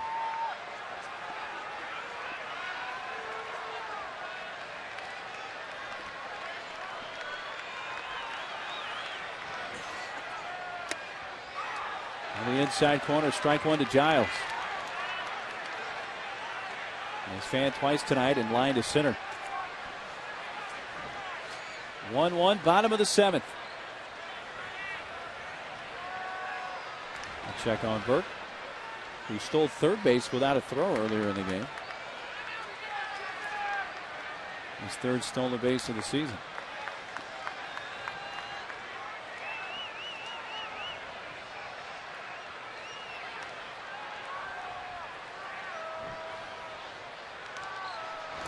Throws it away. Burke will stop at second. And a throwing error committed by Lincecum puts the go-ahead run in scoring position with 2 outs.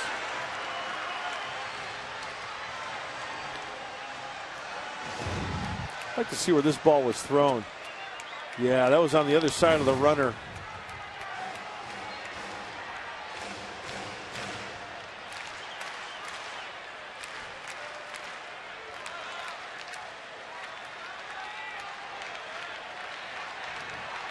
Second miscue of the night for the Gigantes. Right call. 0-2. That's pretty rare for them. Multi-error game. Got both sides going. Howery and Affel.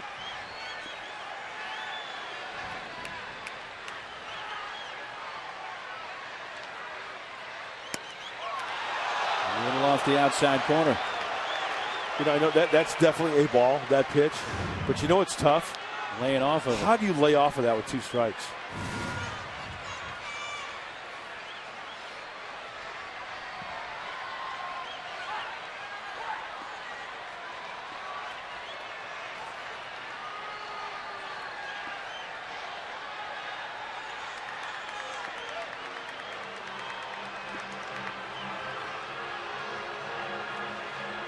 Lincecum at 111 pitches. His season high this year in an outing for pitches is 123.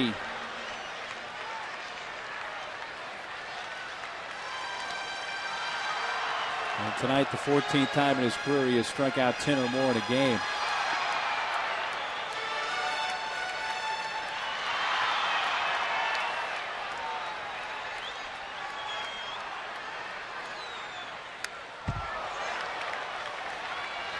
And waited, got a piece.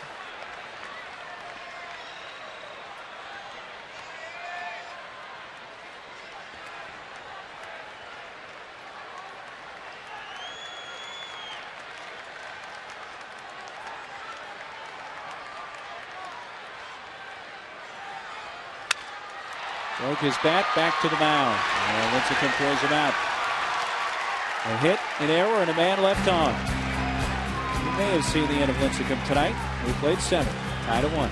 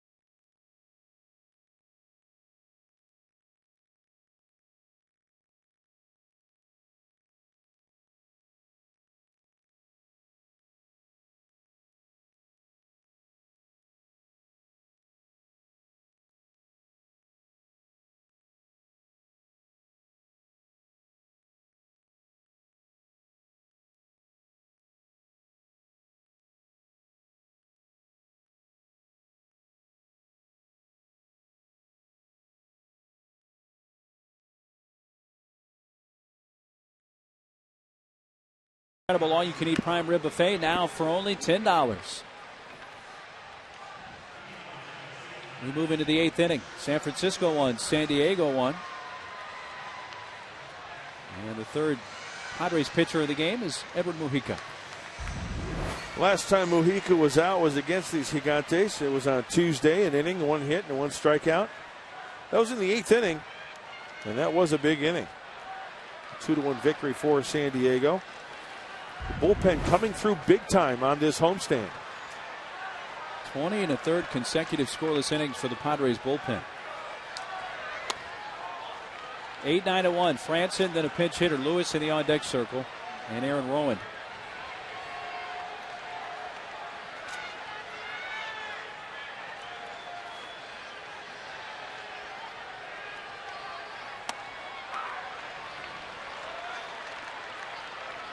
There's Fred Lewis. And he'll bat for Lincecum, who goes 7 innings tonight and strikes out 10. Walked 1. And allowed 1 run, 4 hits.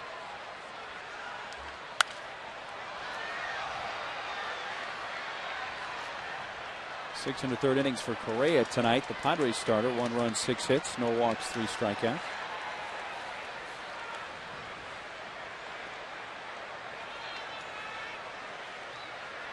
Padres looking for a sweep of this 3-game series. San Diego scored a run in the 3rd. Eckstein singled home Burke. Giants tied it in the 6th on an Aaron Rowan solo shot. And there's the plate umpire, Gary Cedarstrom, coming over to talk to Bud Black about something, I think, off the field. Well, what in the Spaceballs is going on with that helmet that the umpires is wearing? It's either Darth Vader or Rick Moranis in Spaceballs. With the Rick Moranis.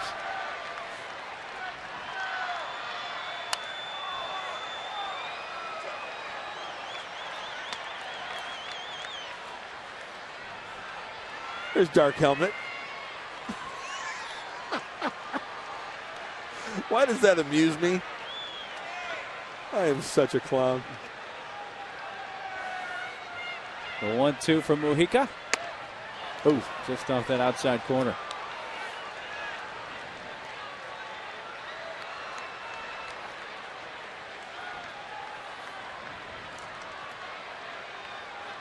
You got to laugh, right? It's part of life. Absolutely. Got to have a sense of humor. Nice. Got him. Very late on that one. Strike out of Franson. I tell you, he's got to have a sense of humor today, and that was Ozzie Guillen. Look at this strikeout. Staying on the outside half of the plate. Beautiful pitch by Mujica, and very late. Muy tardy. The reason I mentioned Ozzie Guillen, it's not because of the Jake Peavy situation. Twins beat the White Sox today 20-1. Ouch, man. 20-1. That's a tough day in the big leagues. That's a rough day in the big leagues. But Ozzie, in his post-game press conference, was pretty lighthearted. One of those, hey, you know, some days you wear it. Mm-hmm. They did today, 20-1. Sometimes you win, sometimes you lose, sometimes it rains. Very true. Lewis looks at a strike. 0-2. Boy, Mojica's got a little fuzz on that fastball tonight. 94. Well, this is a guy that Darren Balsley said, hey, watch Mujica. Yep. He likes him. He's a riser. Stuff coming along. You can see that Hundley wanted it up and left it up and out of the zone there to Lewis.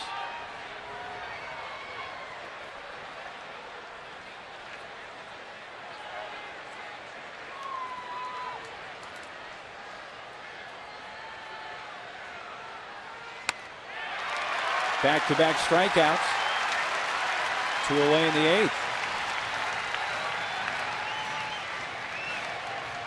That's going to bring up Aaron Rowan, who tied this game in the 6th. A 2-out solo blast to left. He had just missed a home run in his previous at bat in the fourth by about a foot, maybe two at the most. And that one cleared the wall and tied this game. The only run allowed by Correa tonight.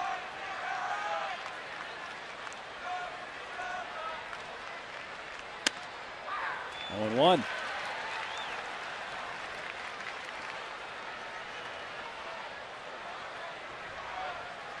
A home run, his third of the year. I should say fourth of the season for Rowan.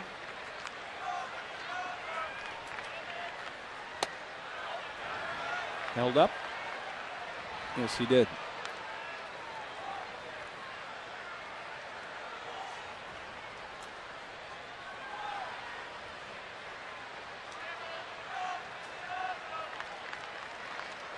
.380 feet on the home run to left for Rowan in the sixth.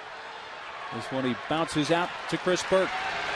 And Mujica has a 3-up, 3-down inning, striking out 2. Good frame for Edward. The heart of the order is coming up for San Diego in the bottom of the 8th.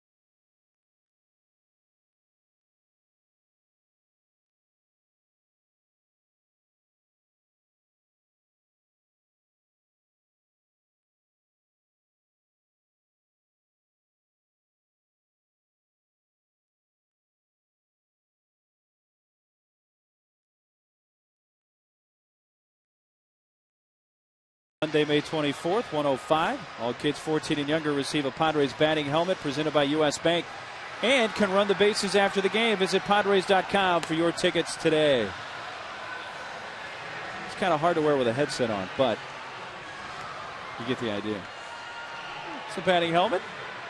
Nicely modeled by Carol Merrill. Isn't that her name? Carol Merrill. Make a deal, Merrill? Yeah. This reminds me of the magic shell you put on ice cream. About that color. That hardens. You put it on. This is not edible, though. Bob Howery takes over on the hill for San Francisco. Getting down to crunch time. See if the Padres can break this 1-1 tie. Bobby Howery, a fastball, slider, and a split. High 80s, low 90s. Chances are he's going to be around the plate. Good way to start it off right here. You got 2, 3, 4 for the Pods. Howery threw a score in this inning last night, striking out 1.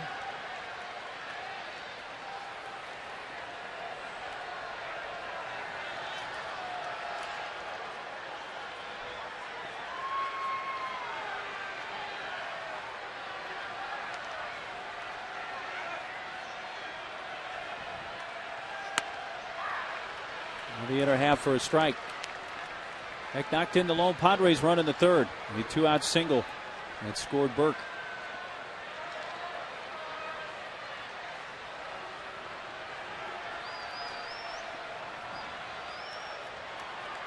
He leads off to San Diego 8th.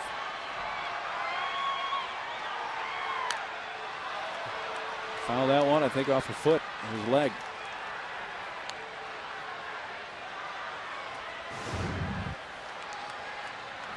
Oh, was that off his back knee? Wow. The weird things you see in baseball.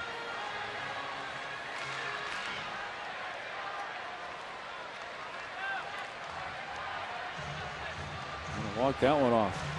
That hurts. Remember in Houston, we talked about Willie Taveras wearing that shin guard on the back leg. On the back shin. An unusual spot.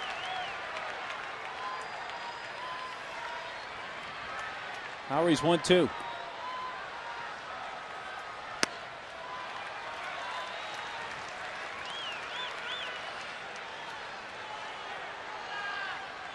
Giants have a run on 6 hits with 2 errors. Padres 1 run, 4 hits, no errors. Pods have left 6. Giants have left 3 on base.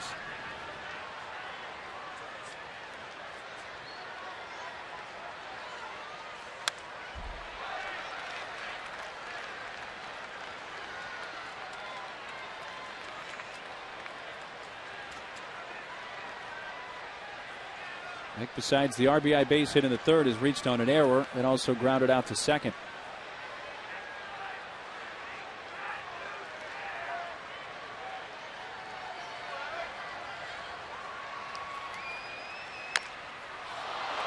Fouled another one.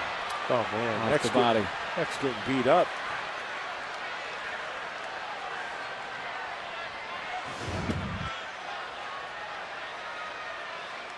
Oh, on the other knee. Oh my gosh. Oh. That is unbelievable. He fouled one off the back knee just a bit ago, and now on the front knee.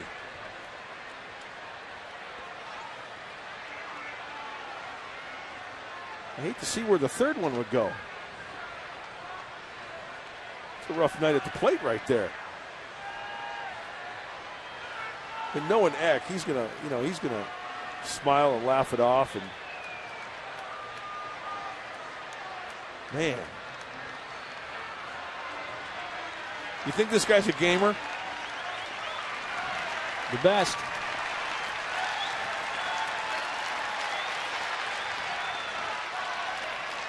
Right back in, 2-2.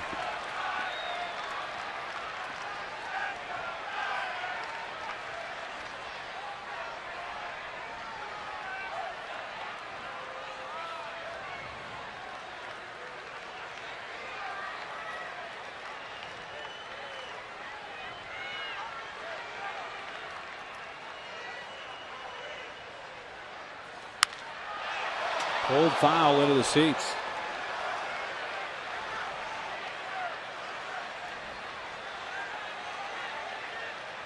Did you see what Howry did there? He went right back in, right? Right. But look, did you see Eckstein? What he did? He just spun out. You know, he don't care. He doesn't care. If it's a close enough pitch, he's got to offer at it, right? He's not afraid to swing at that pitch on the inside part of the plate again. He wants it away this time.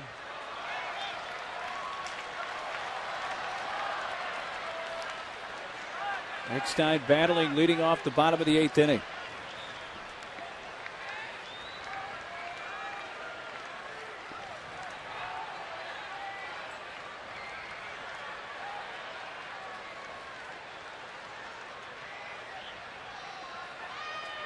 Howry steps off. Howry has taken over for Lincecum, who went 7, 1 run, 4 hits, a walk, and 10 Ks tonight for Tim Lincecum.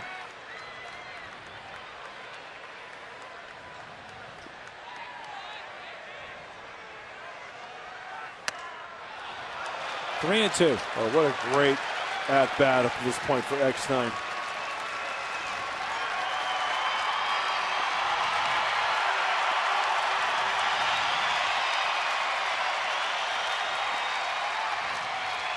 This will be the 10th pitch of the at-bat. And a 3-2 from Howry to Eckstein. Right side. Knocked down. Velez doesn't have a play, and Eckstein is on to begin the inning. And those knees have got to be barking. David Eckstein hustling down that first base line. Going to be scored an error on Velez. The 3rd San Francisco error of the game. Yeah, as soon as this ball was hit, Velez, too, has let very makeable play. You know, it looked like second look, he had time to get in front of that baseball possibly, but kind of laid it off to the side. But credit David Eckstein for making Bobby Howery work.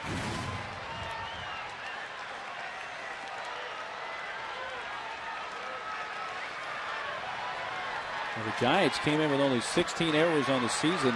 In 39 games, they've committed 3 tonight.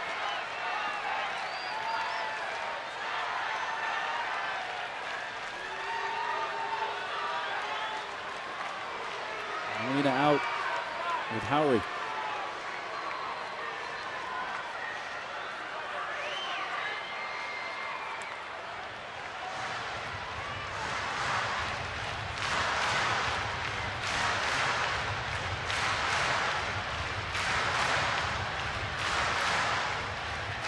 Padres have the leadoff man aboard for the first time since the 3rd inning.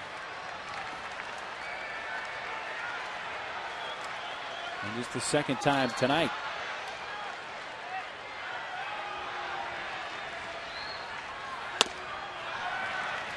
Ball 1 to Scott Hairston.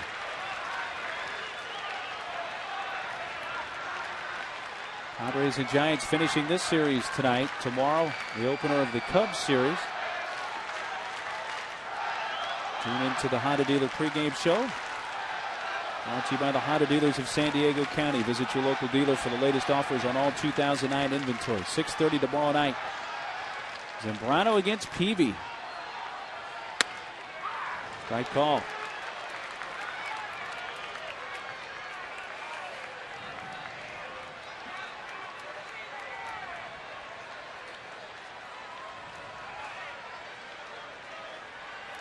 Got his line to left.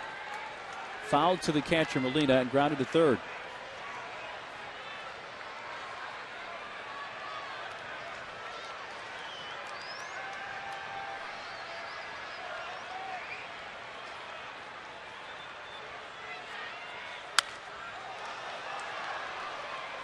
One and two.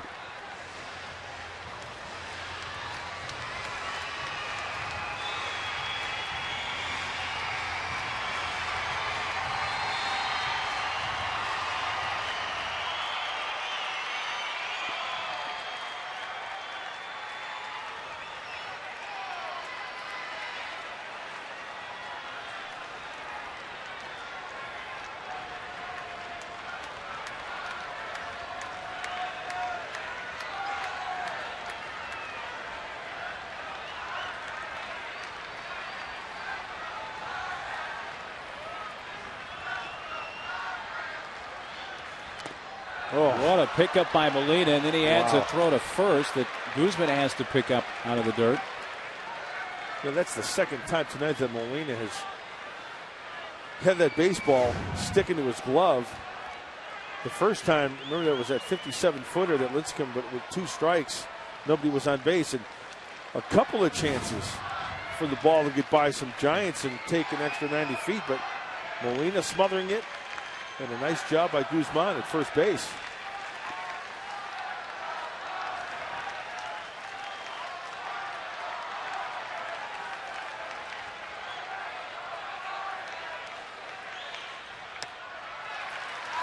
Three and two.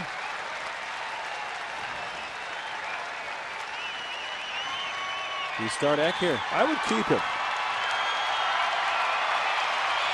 I don't want to see a strike him out, throw him out, especially after fouling a baseball off each leg.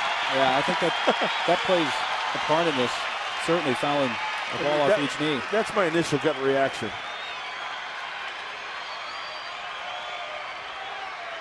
And you don't want to strike him out, throw him out. Eck not running. Bouncer back to the hill. Throw to short, out to first. Gets by. Bounces back though for Guzman. And the Padres are fortunate the Giants did not turn 2 there. Good turn by Howery. Well, Hairston reaches on a fielder's choice, and with the left-handed hitter Adrian Gonzalez coming up, here comes Bruce Bochy out. The Giants will make a change. This pitching change brought to you by San Diego Harley-Davidson. There we are always country first. Affel coming in for the Giants, and we'll come back after this timeout.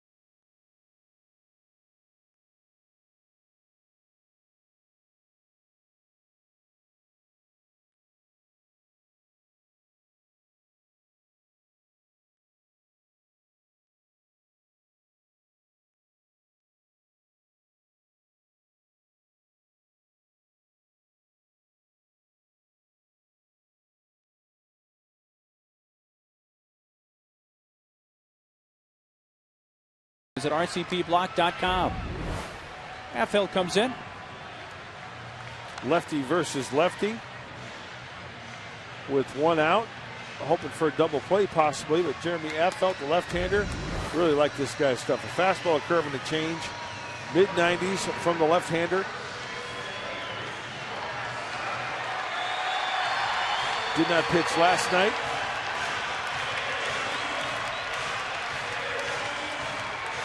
First year for him in the Giants organization. Began his career with the Royals. Spent a little time closing for Kansas City. Last year was with the Reds and made 74 relief appearances for them, 75 the year before for the Rockies.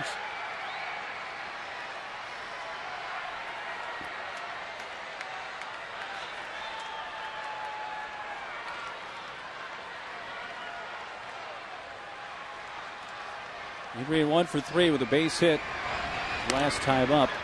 Hairston drawing a throw.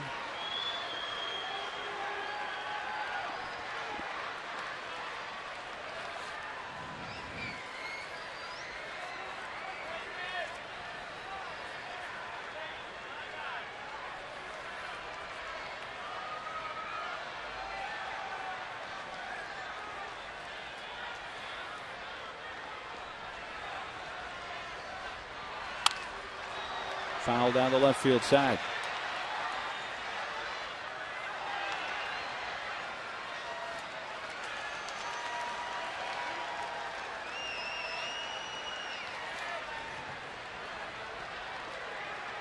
Here's an interesting note on Affeld. Right-handed hitters hitting 195 against him this year. Lefties, 391. Well, when I look at numbers like that, I would have to say the numbers against the righties is because of that left-handed changeup, which goes down and away to righties. And when I look at that numbers against lefties, is he consistently pitching left-handers away, away, away? You know what I'm saying? Mm-hmm. To where he falls into the stretch where lefties know, okay, well, I can dive that way. See if he goes away here. Yeah, it looks like Molina set up away.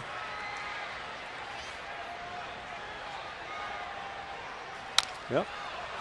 Slow roller up to first base line, picked up, and Affeld tags Adrian. Down to second goes Hairston. 2 away.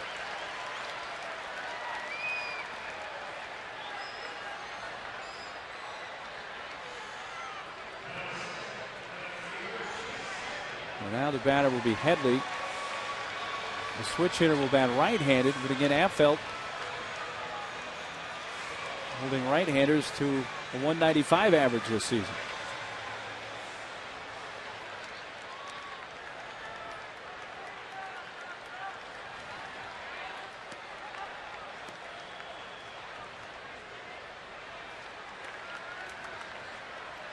Chase 0 for 3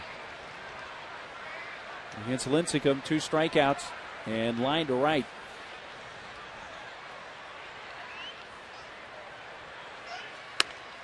Whoa. You talk about a major league cross-up right there. What happened? Molina, how he caught that. Unbelievable. Watch this. He's expecting a breaking ball, and all of a sudden, whoa. Fastball. Try reacting to a 93-mile-an-hour heater when you're expecting a breaking ball. Oops.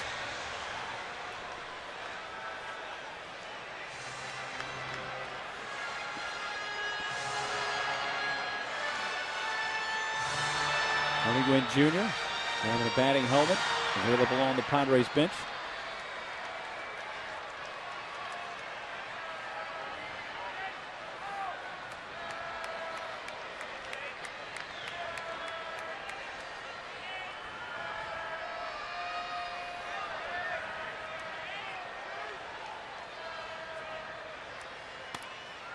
There's that breaking ball down and in.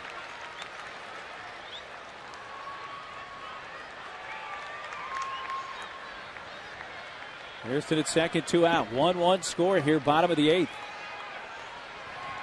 Padres scored 1 in the 3rd. The Giants tied it in the 6th on an Aaron Rowan home run.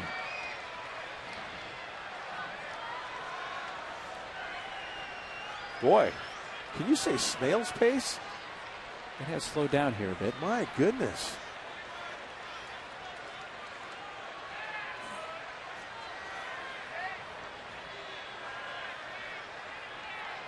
One to Headley. And runs inside. 2 balls and a strike.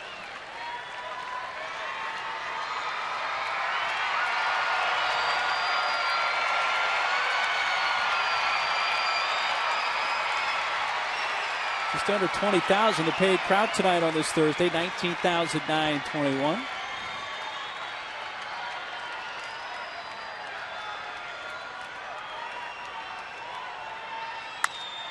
Left side and Sandoval.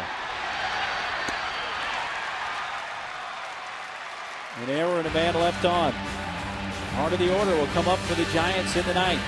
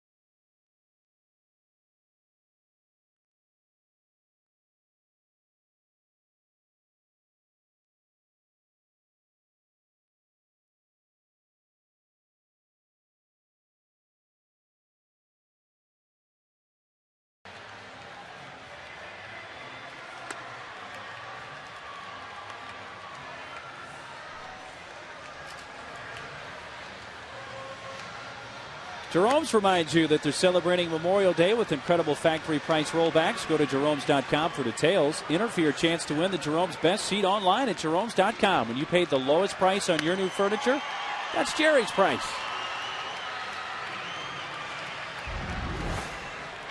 Padres want to keep this game tied up, so they go to Heath Bell here in the ninth.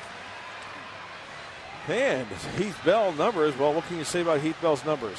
Outstanding for the right-hander. The save is out the window since the Friars are playing at home.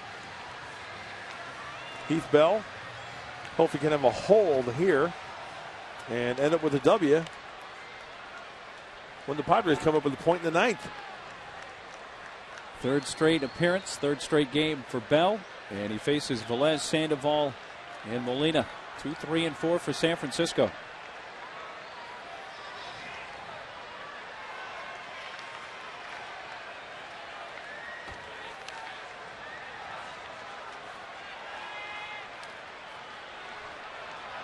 Rich hitting Velez, 1 for 3. First pitch curve inside.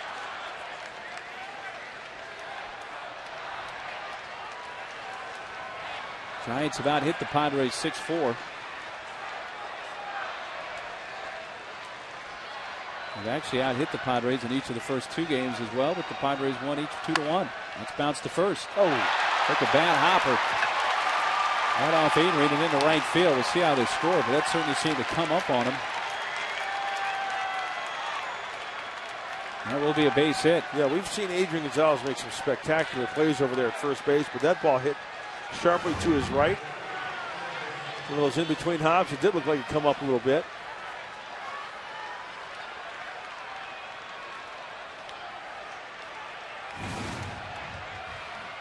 Looking at that right hand.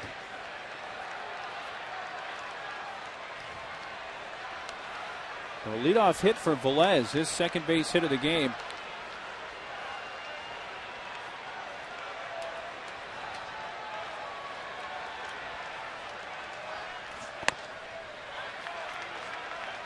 Sandoval 0 for 3. Don't think they're going to be bunting in this situation, do you? No. Not with this part of the order. There are guys who can bunt, and then there are guys who can put one out of the ballpark for a 2-run shot.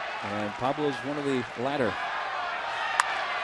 Runner going, and the hit and run just out of reach of Burke into center field. Velez to third, and now the Giants have runners at the corners with nobody out, and Sandoval 0 for 10 in the series prior to that base hit.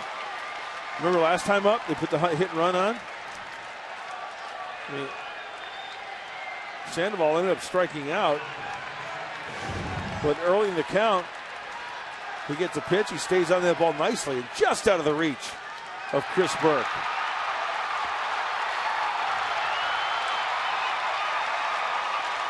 Now Heath Bell and the Padres have got some work to do. First and third, no outs for the Giants in the ninth, and the cleanup hitter at the plate in Benji Molina.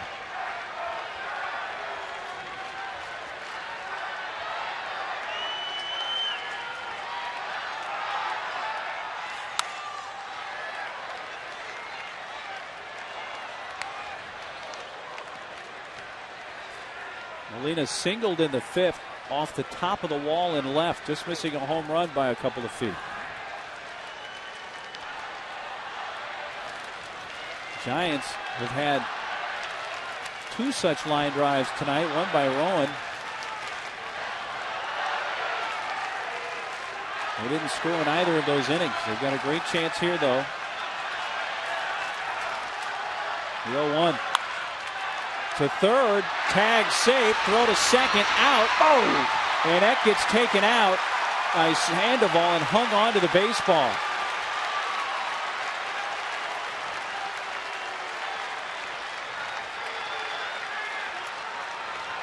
Rolek, who fouled pitches off both knees in the last inning,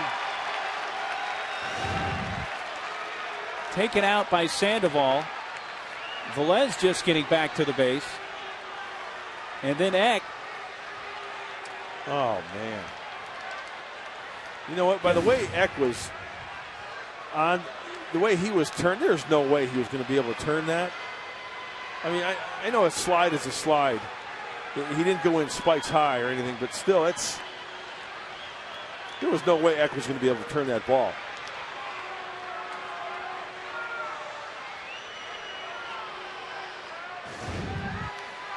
Watch the throw from Kuz, which is a tough throw anyway. It's on the outside part of the bag. You know, Eck looked like he was going to make the turn. I guess, I don't know what buddies are arguing. The runner could touch the bag. Yeah, Sandoval, I mean, you got to admit, it's a clean play. It's a clean slide. It's hard baseball.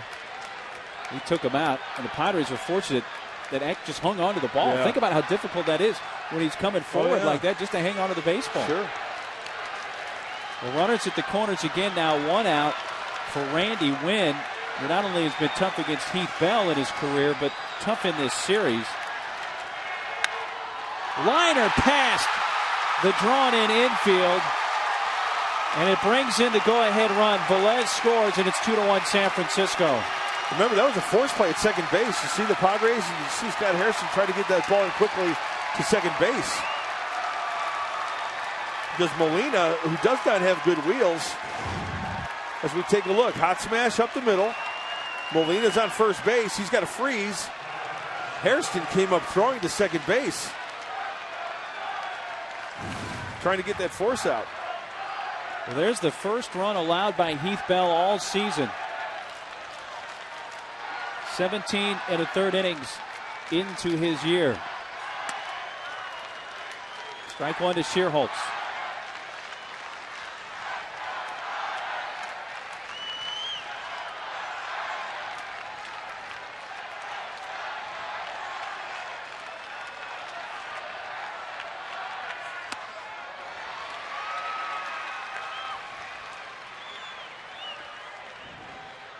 Shearholtz with a single to right in his last at bat, which came in the 7th.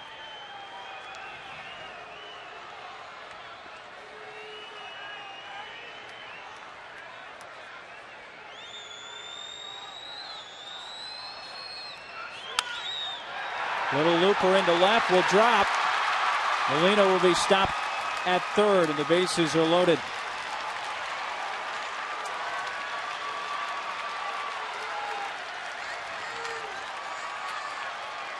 Fourth hit of the inning.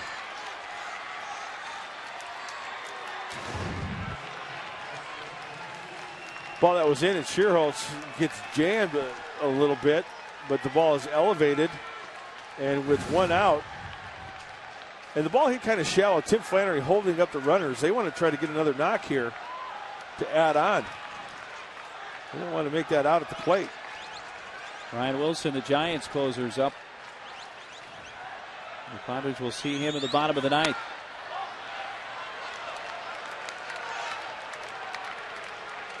Guzman batted in the seventh and rolled into a 6-4-3 double play. Padres would love another one of those right here.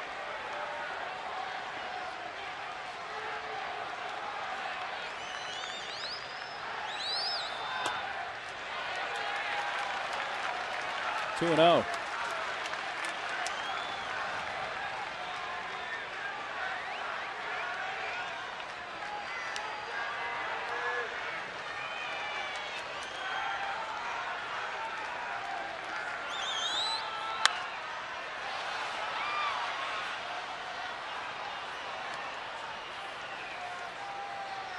Guzman just called up today from AAA Fresno.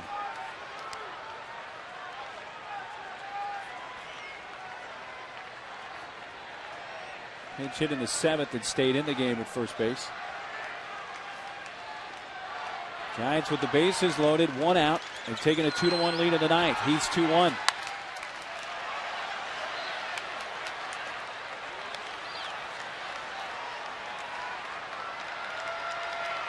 The Giants have not won at Petco Park this year. 0-5 against the Padres.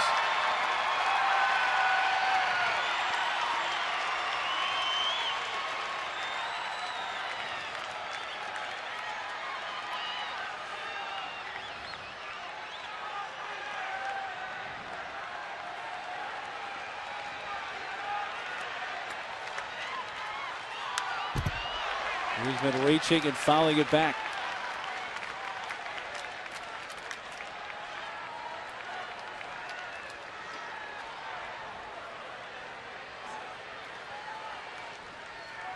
Well, the inning began with a bad hop single for Velez. Sandoval hit and run base hit.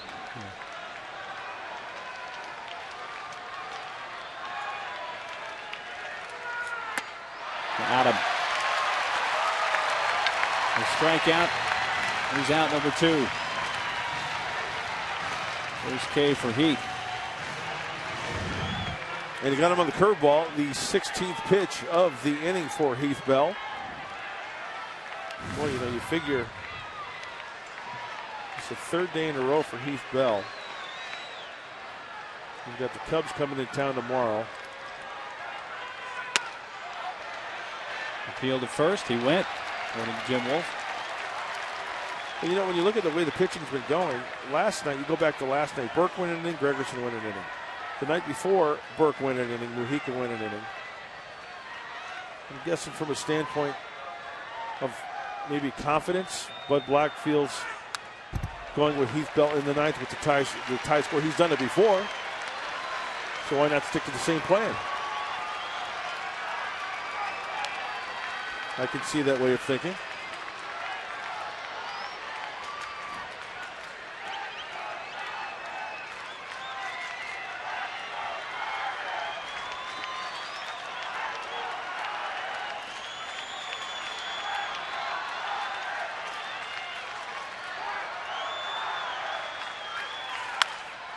Chopped out to Burke. Giants settle for one and leave the bases loaded. Going to the bottom of the ninth. Kuz, Hundley, and Burke due up. Padres need at least a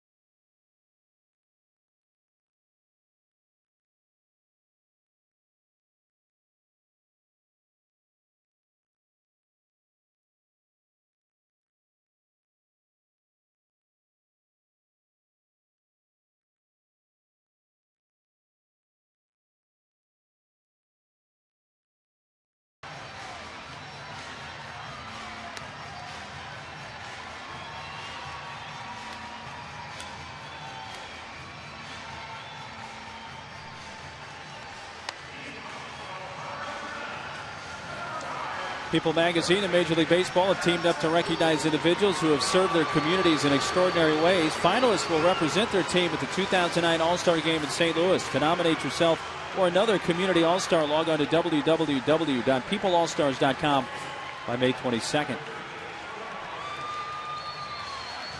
The game is the closer for the Giants, Brian Wilson.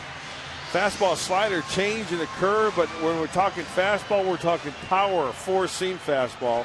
94-99 for Brian Wilson. Wilson comes in as part of a double switch. Emmanuel Burris takes over at second base.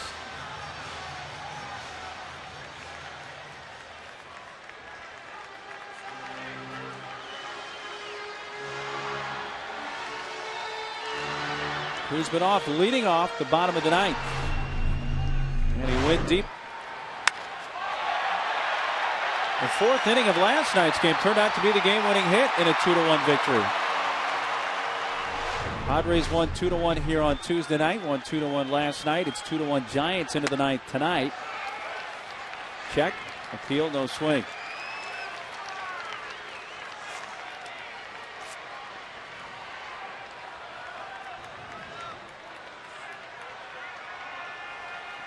Brian Wilson, he's got the approach of hard and harder. Hard fastball, hard slider. Another appeal, and that time he went. Richard really is also into the game for the Giants at first base.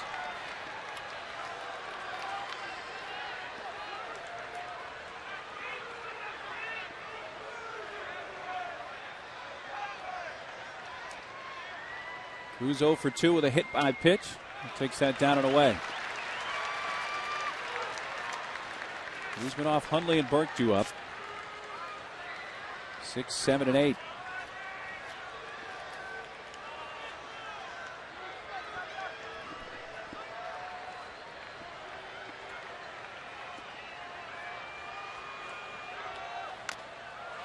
Fouled right at the plate.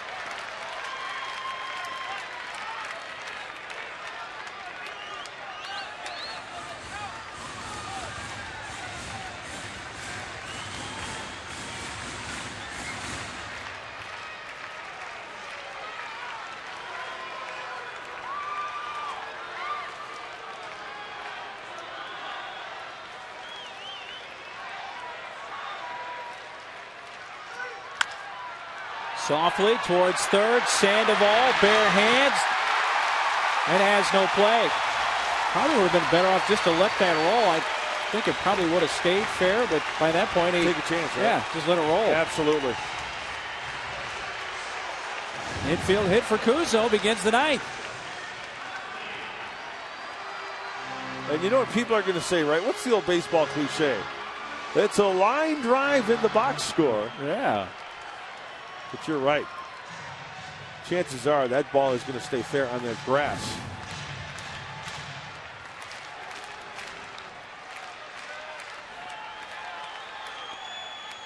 Play for the tie at home.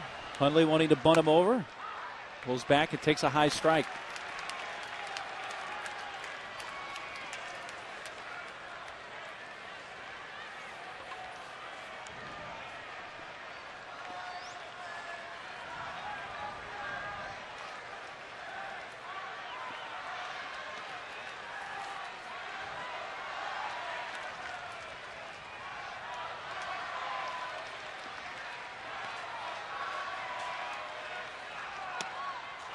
That is low.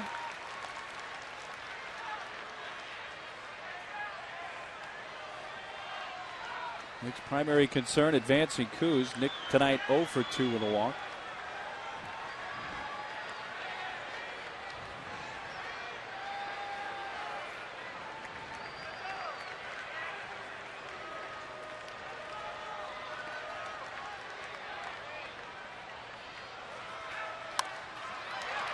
First baseman Aurelia takes a look at second. It goes to first, and Kuzminoff advances. And Nick gets the bunt down.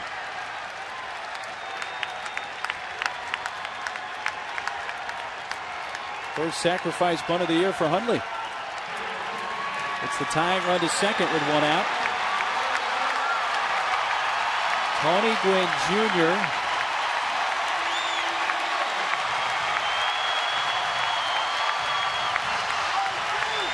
being announced to the delight of the crowd. How about hitting a triple right here like he did back in Milwaukee a couple years ago?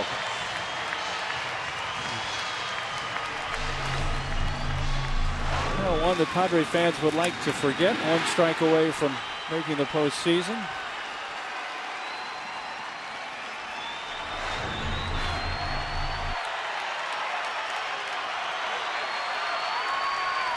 Playing for the Brewers AAA team at Nashville this year, hitting .309. Acquired today from the Brewers for Jody Garrett. Tony Gwynn Jr. making his Padres debut. Strike call.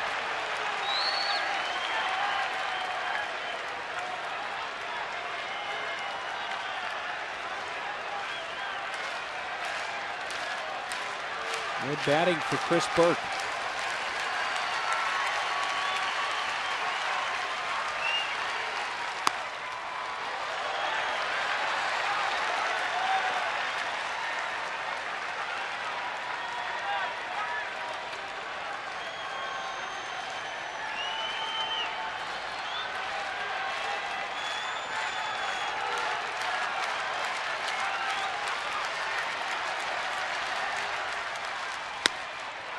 Wilson misses off the outside corner, 2-1.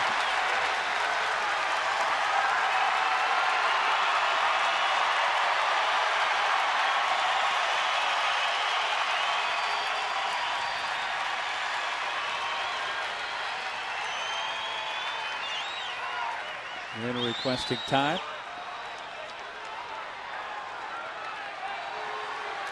Giants 2, Padres 1. Bottom of the ninth. He's been off the tying run at second. With one out, Tony Gwynn Jr. pinch hitting for Chris Burke. The 2-1 from Brian Wilson. Outside ball 3. Well, the pitcher spot due up next. And Edgar Gonzalez waiting to pinch hit.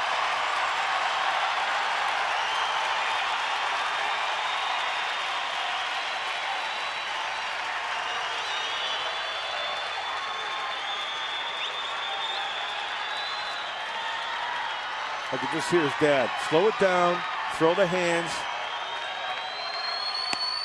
And he walks on 5 pitches.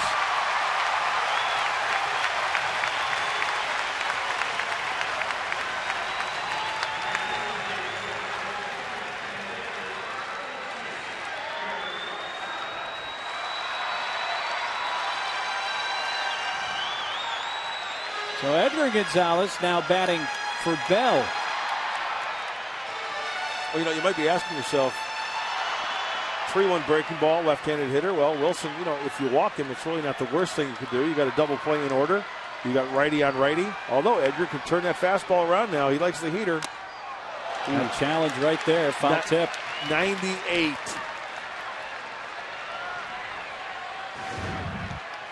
And Wilson is like, here it is, kid. See how far you can hit it. That ball is right down the middle.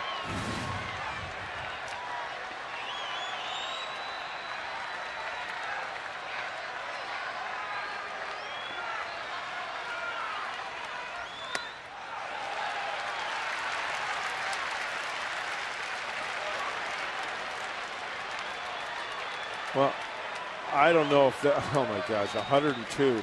My goodness. My pitch track had it at 99 miles per hour. Either way, it's gas. Gas, no doubt. Slider at 91.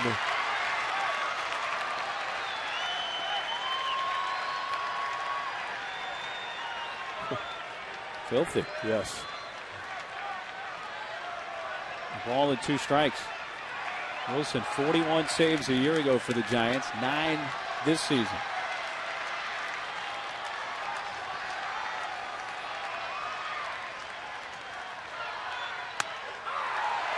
Strikes him out looking, 97 miles per hour.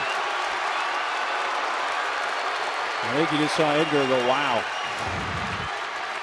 And this is a wow. What do you do at 97 on the inside black? That's on the inside corner. That's a strike.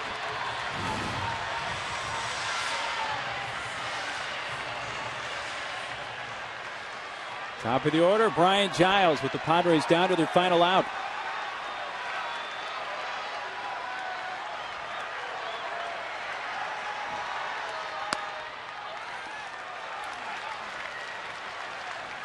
For 4 tonight.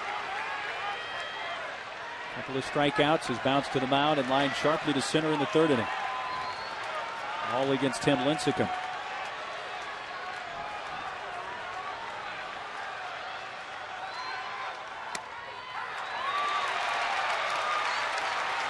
One and one.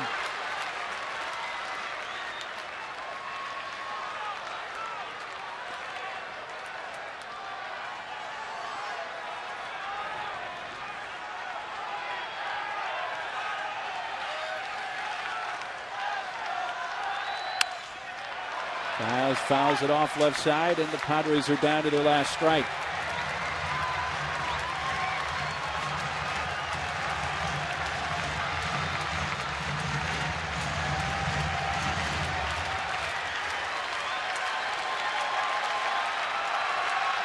Two on, 2 outs. 2-1 San Francisco, last of the 9th. A 1-2 from Wilson to Giles. Off the outside.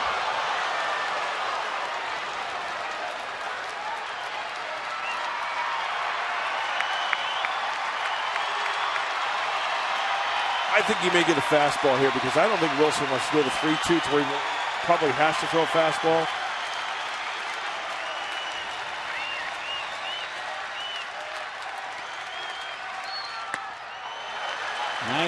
miles per hour.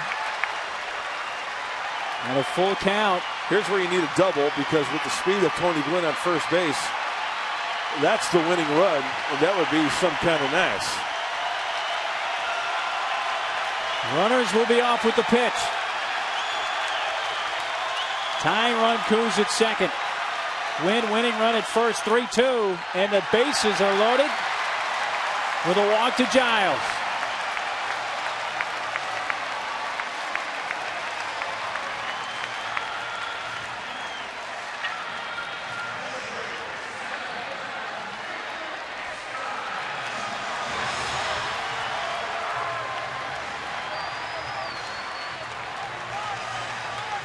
Well, that speed at second base really comes into play now with Tony Gwynn out there, huh? The winning run.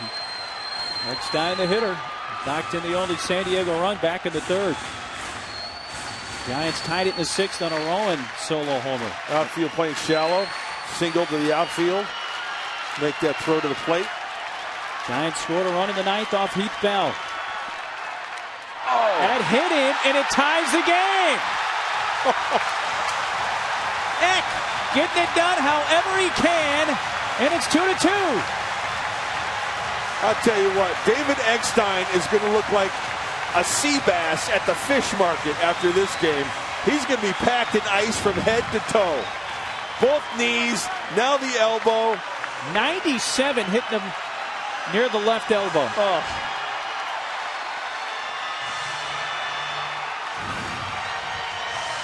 That guy is going to be black and blue tomorrow morning all over the place.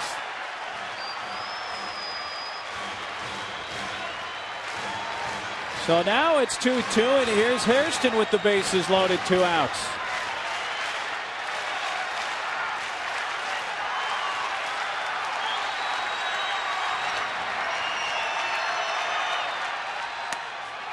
First pitch breaking ball, a strike.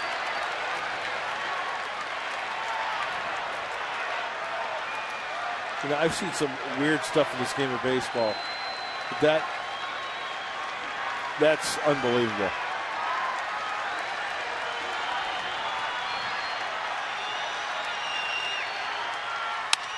Left field! Base hit! Padres win it! Hairston drives in, win! 3-2 San Diego! They sweep the Giants and win their 6th in a row!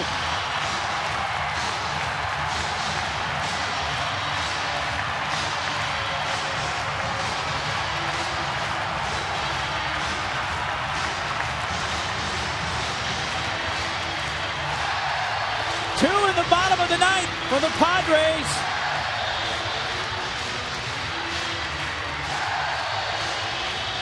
And San Diego comes from behind to win it 3-2. And Scotty Hairston, a flair for the dramatic. And this time just a flare, enough to win it. Hey, a duck snort is just as good as a line drive up the middle. Tony Gwynn coming around to score the winning run. Welcome home, T. Gwynn Jr. And congratulations, Scott Hairston and the Friars sweeping the Gigantes.